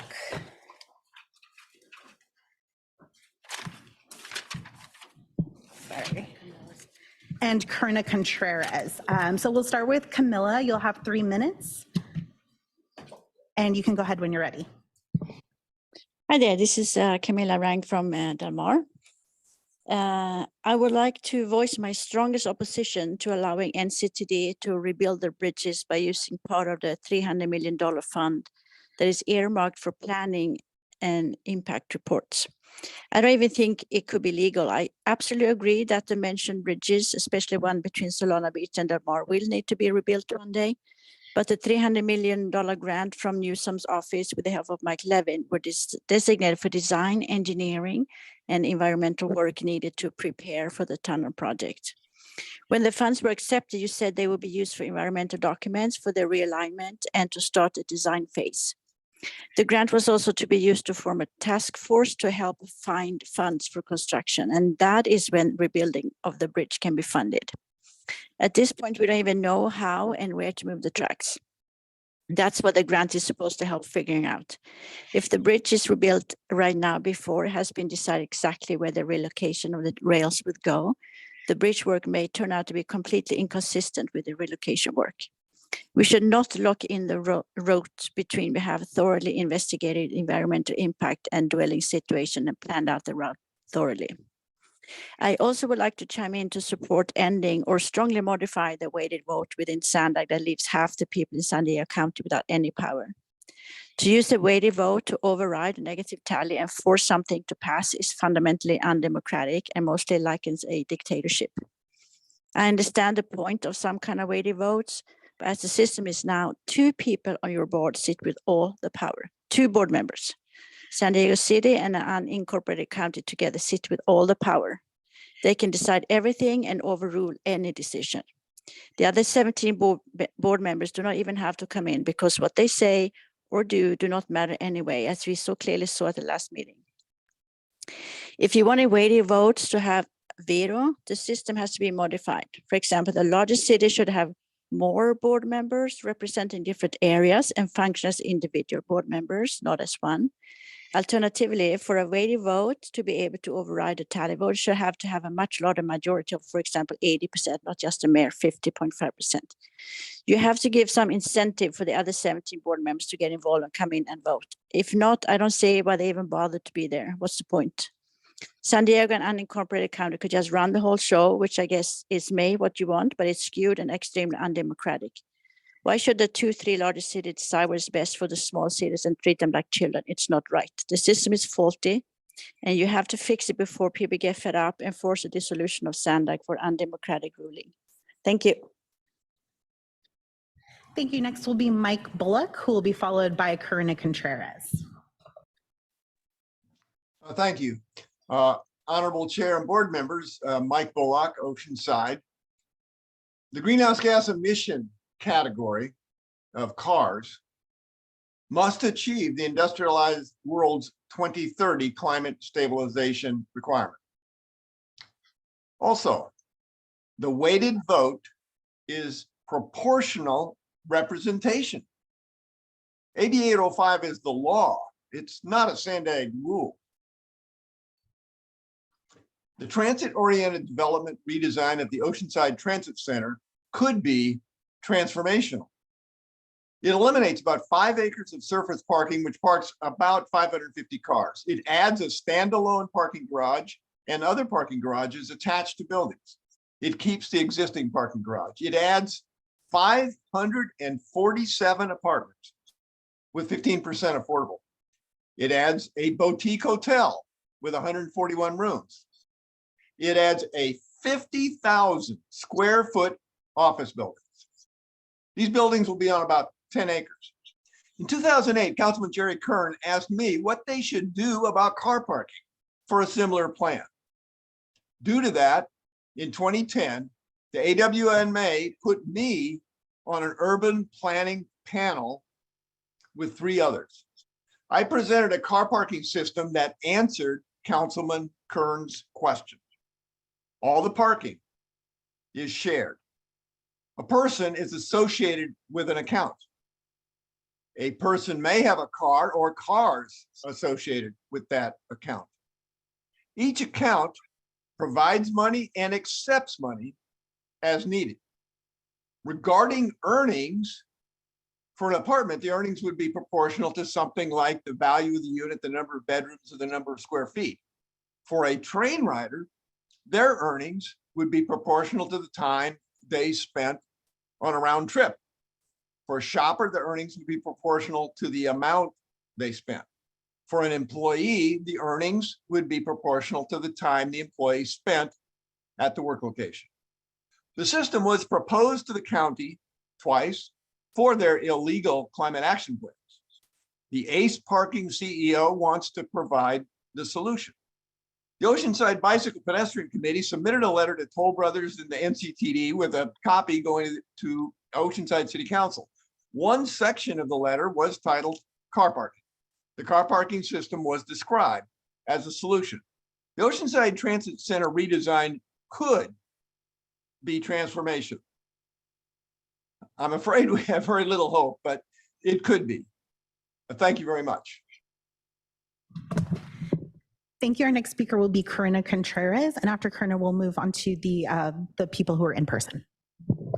Thank you so much. I know it's been a long day. My name's Corina Contreras. I'm calling in as the Transportation Policy Advocate for Climate Action Campaign. And I just really want to applaud earlier, our CEO here stated that there's going to be a real push not only to maintain the Youth Opportunity Pass for those 18 and under, but to also expand it to those that are 24 and under. We have seen that this has been transformational for our youth, and it will be transformational for our young adults as well. The costs to maintain and to own a car are very prohibitive for a lot of folks in our region. So being able to have reliable, fast, frequent, and connected transportation is critical to expanding the economic opportunities for our youth and young adults. So thank you so much. Y'all have a great day. Thank you. And for public comments in the room, we'll go to Mary Davis first, if she's still here, followed by Tim Eilish. I think Mary probably left. Tim, if you'd like to go ahead next.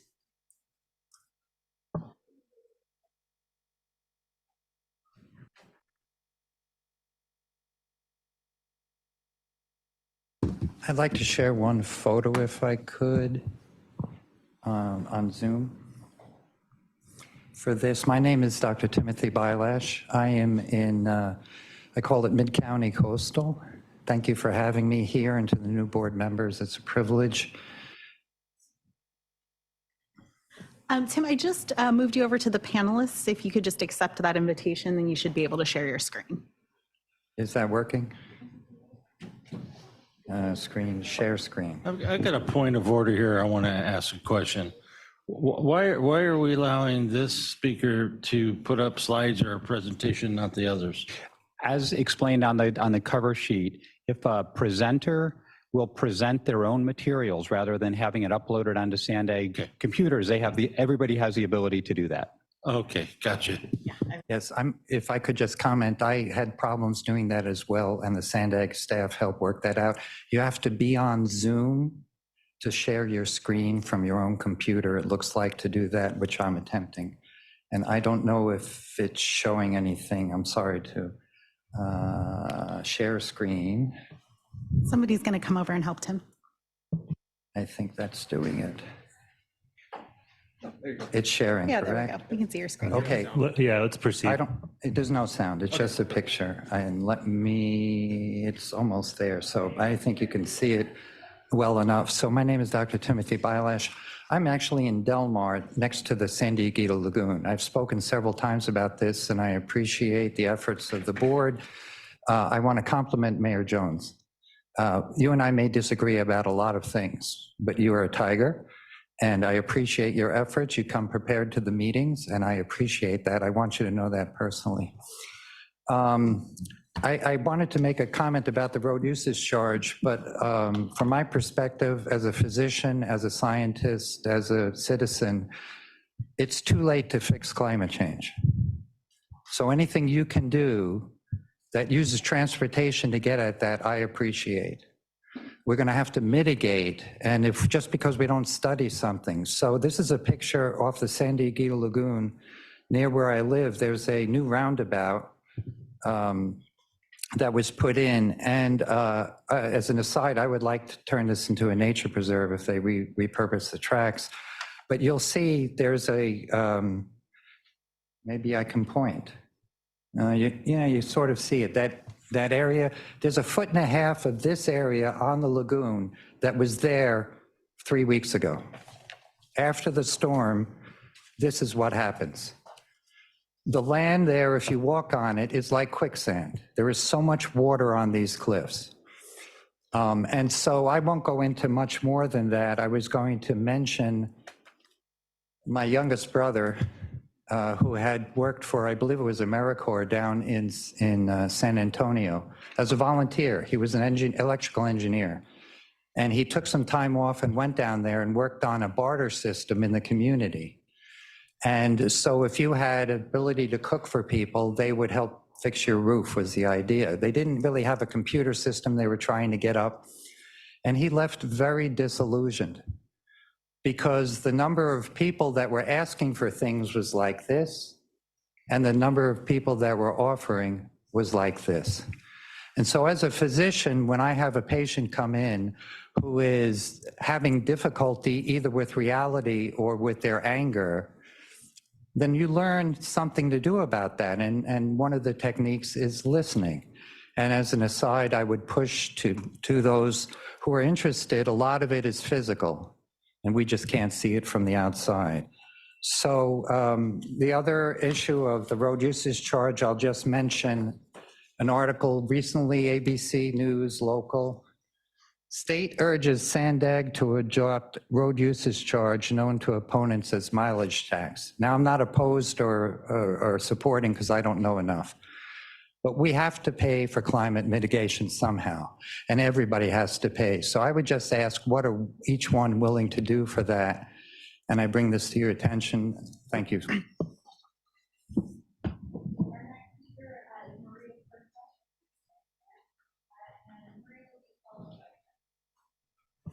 Apologies, my mic wasn't on. Maria Cortez is up next, who will be followed by Jesse Ramirez and then Lori Saldana.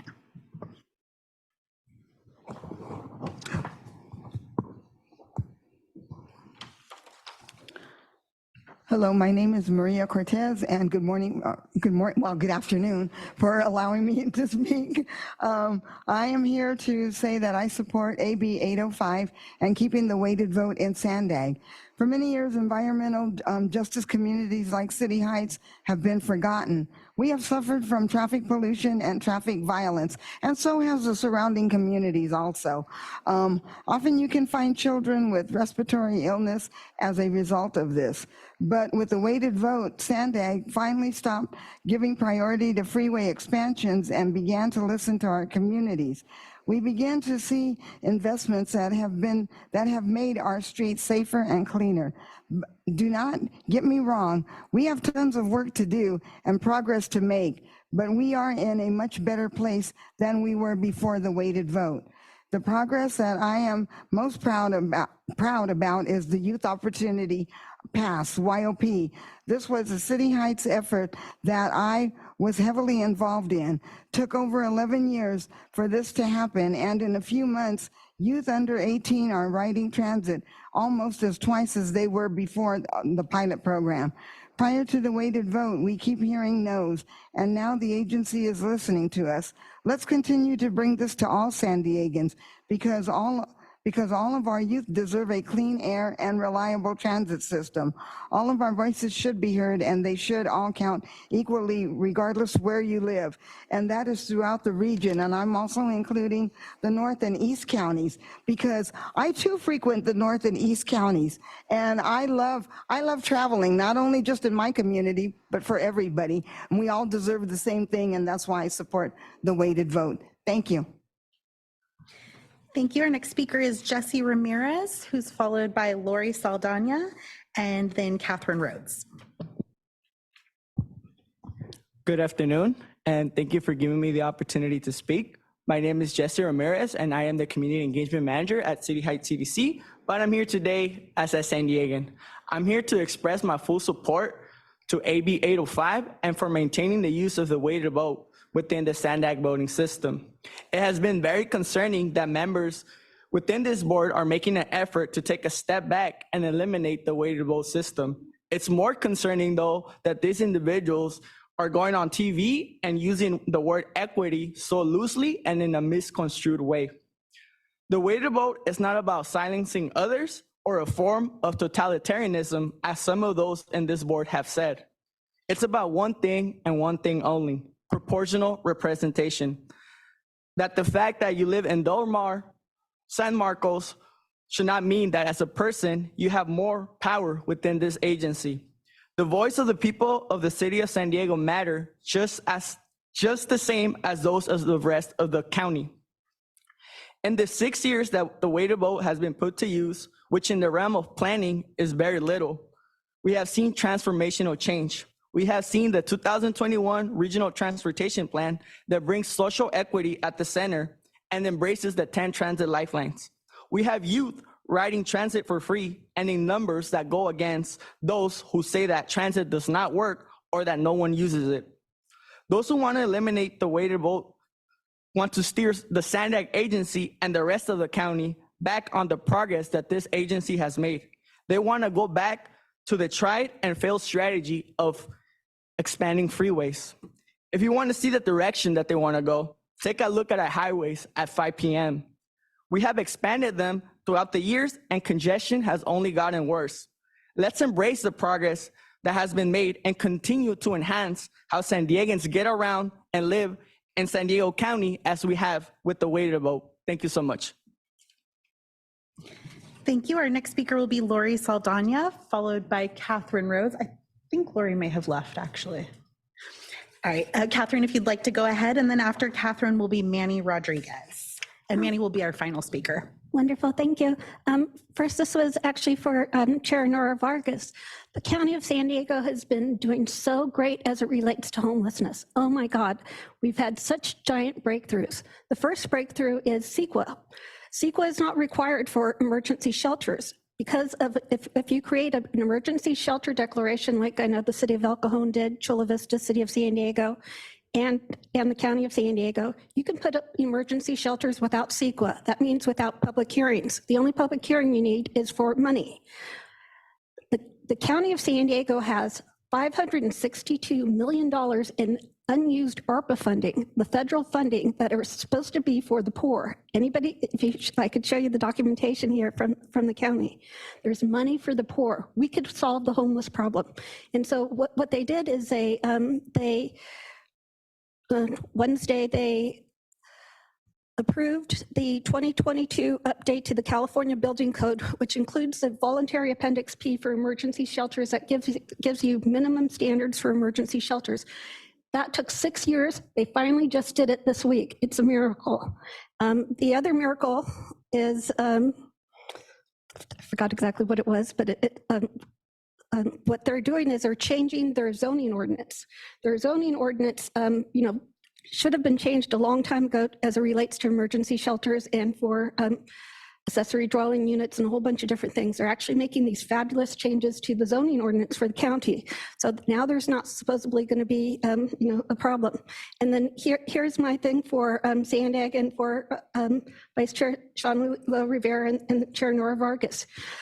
In the city of San Diego, you either need Mayor Todd Gloria or you need the city council. The city council as a group is just as powerful as Mayor Todd Gloria. Mayor Todd Gloria is not letting the Lucky Duck Foundation house 500 people at Balboa Park because Todd Gloria thinks that you can't have homeless or residential on dedicated parkland when we already have a legal opinion that allows that. And so the Lucky Duck Foundation wants 500 people in a tent in Balboa Park in the unused parking lot by Inspiration Point. And for me, what I'm asking for is Fiesta Island, the north part of Fiesta Island for the homeless.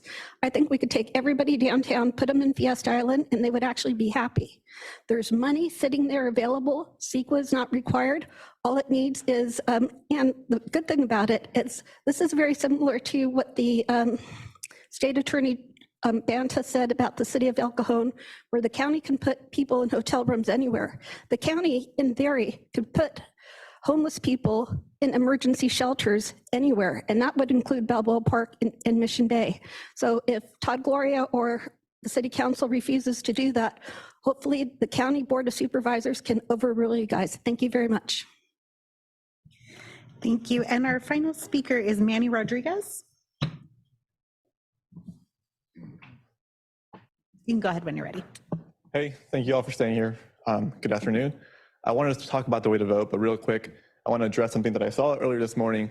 Some 3 individuals came in, Neighbors for Better San Diego, and they came on talking about how nobody would walk to transit, nobody would bike to transit if it was, half mile or to a mile longer.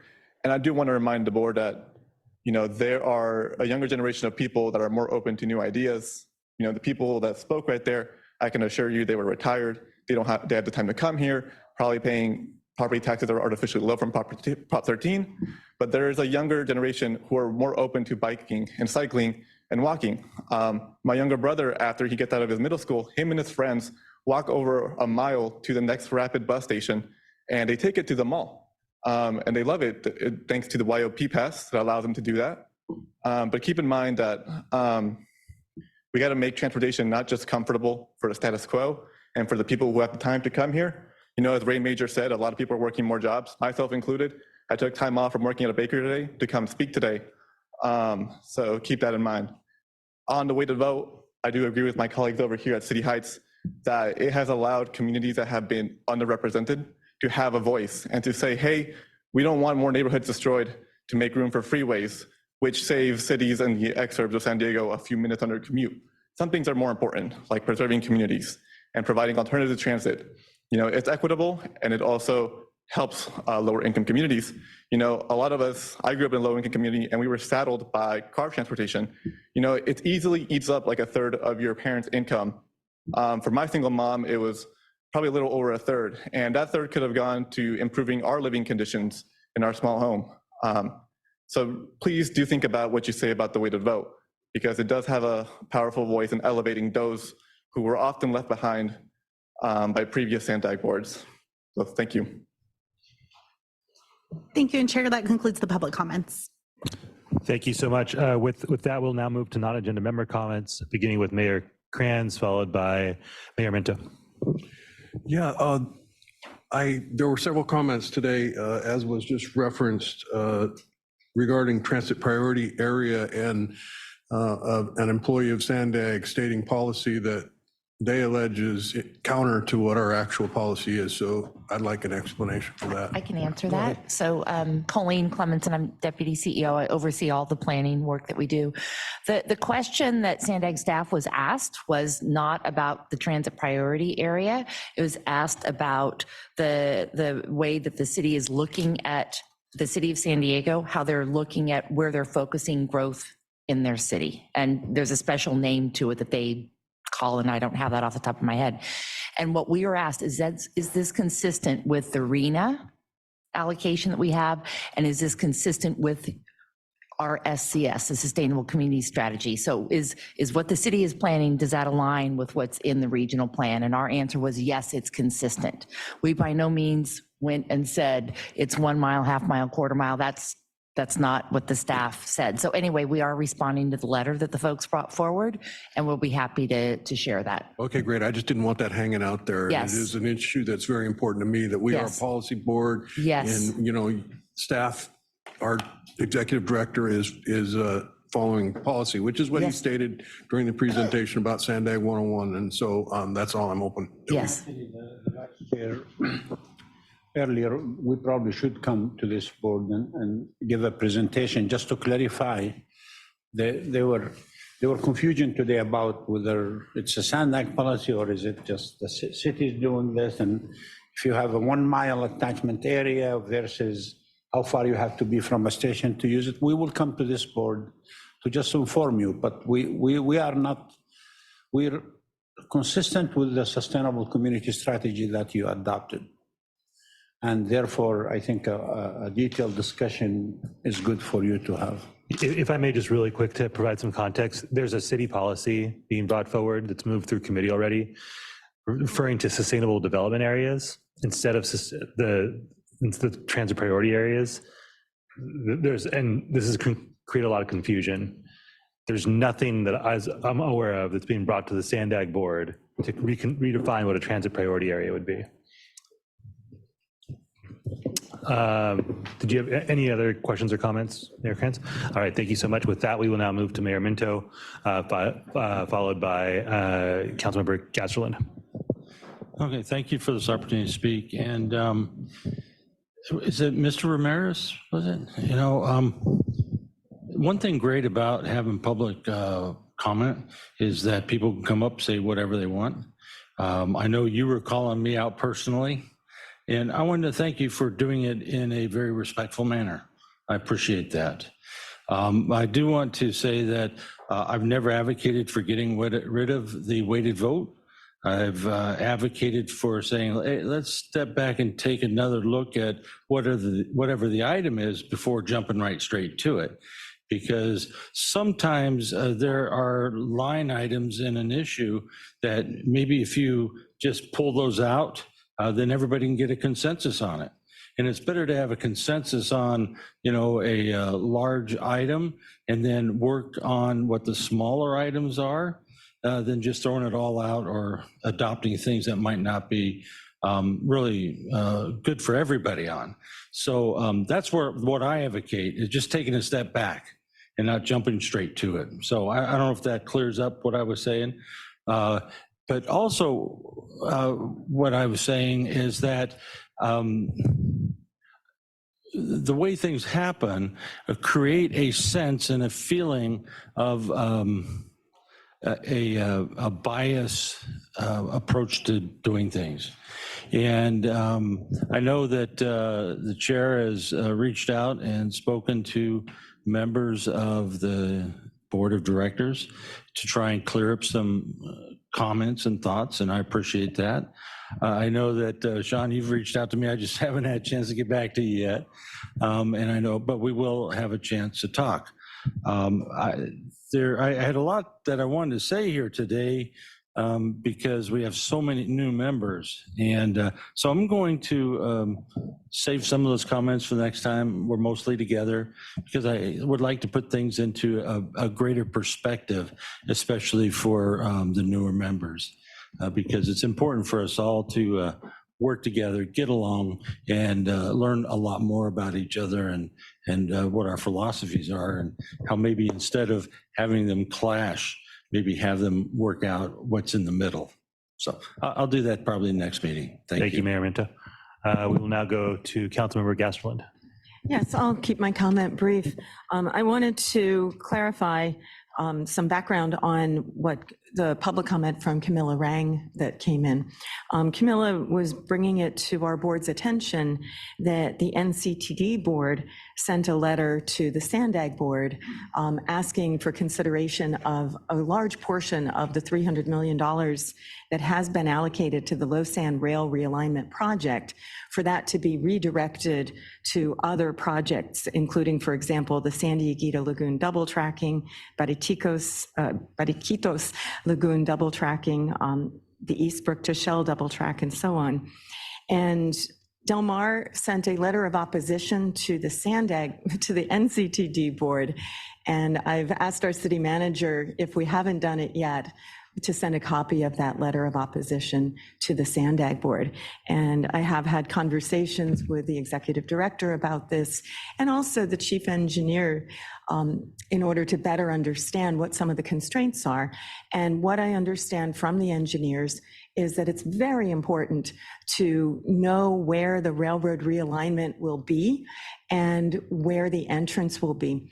And my understanding is that the Sandag staff have engaged a consultant who's looking into how to minimize the impact on residential neighborhoods and potentially make virtually nil any need for taking of people's properties in order to have the tunnel. And the idea is to move the entrance to the tunnel away from the residences and toward where the tracks are. So basically it'd be an earlier entrance to the tunnel.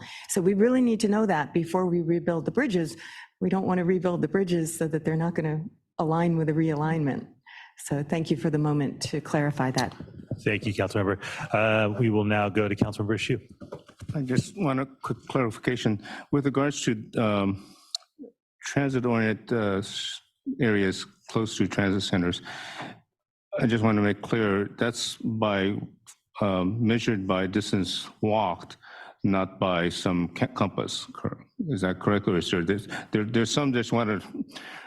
Planners from long ago would draw a compass. Now we're doing a distance walked. Yes, it's time, 5 minutes, whether you walk or bike or get dropped off. It's that's the walking distance. time at a particular Yes, speed. Exactly. And I that hope that's the considers standard. barriers and all All that. right, And I that's hope the we move to standard. that kind of a standard because that's the way we're going to get rid of barriers. I just want to clear that up. Thank you. Thank you, Councilmember Shu. With that, that concludes our meeting. Please note, as a result of the revised meeting calendar that we adopted earlier today, our next scheduled meeting is at 10 a.m. on February 10th. The executive committee meeting will start at 9 a.m. and we look forward to seeing each of you then. Thank you, everyone. 9. Thanks, everyone. Meeting adjourned.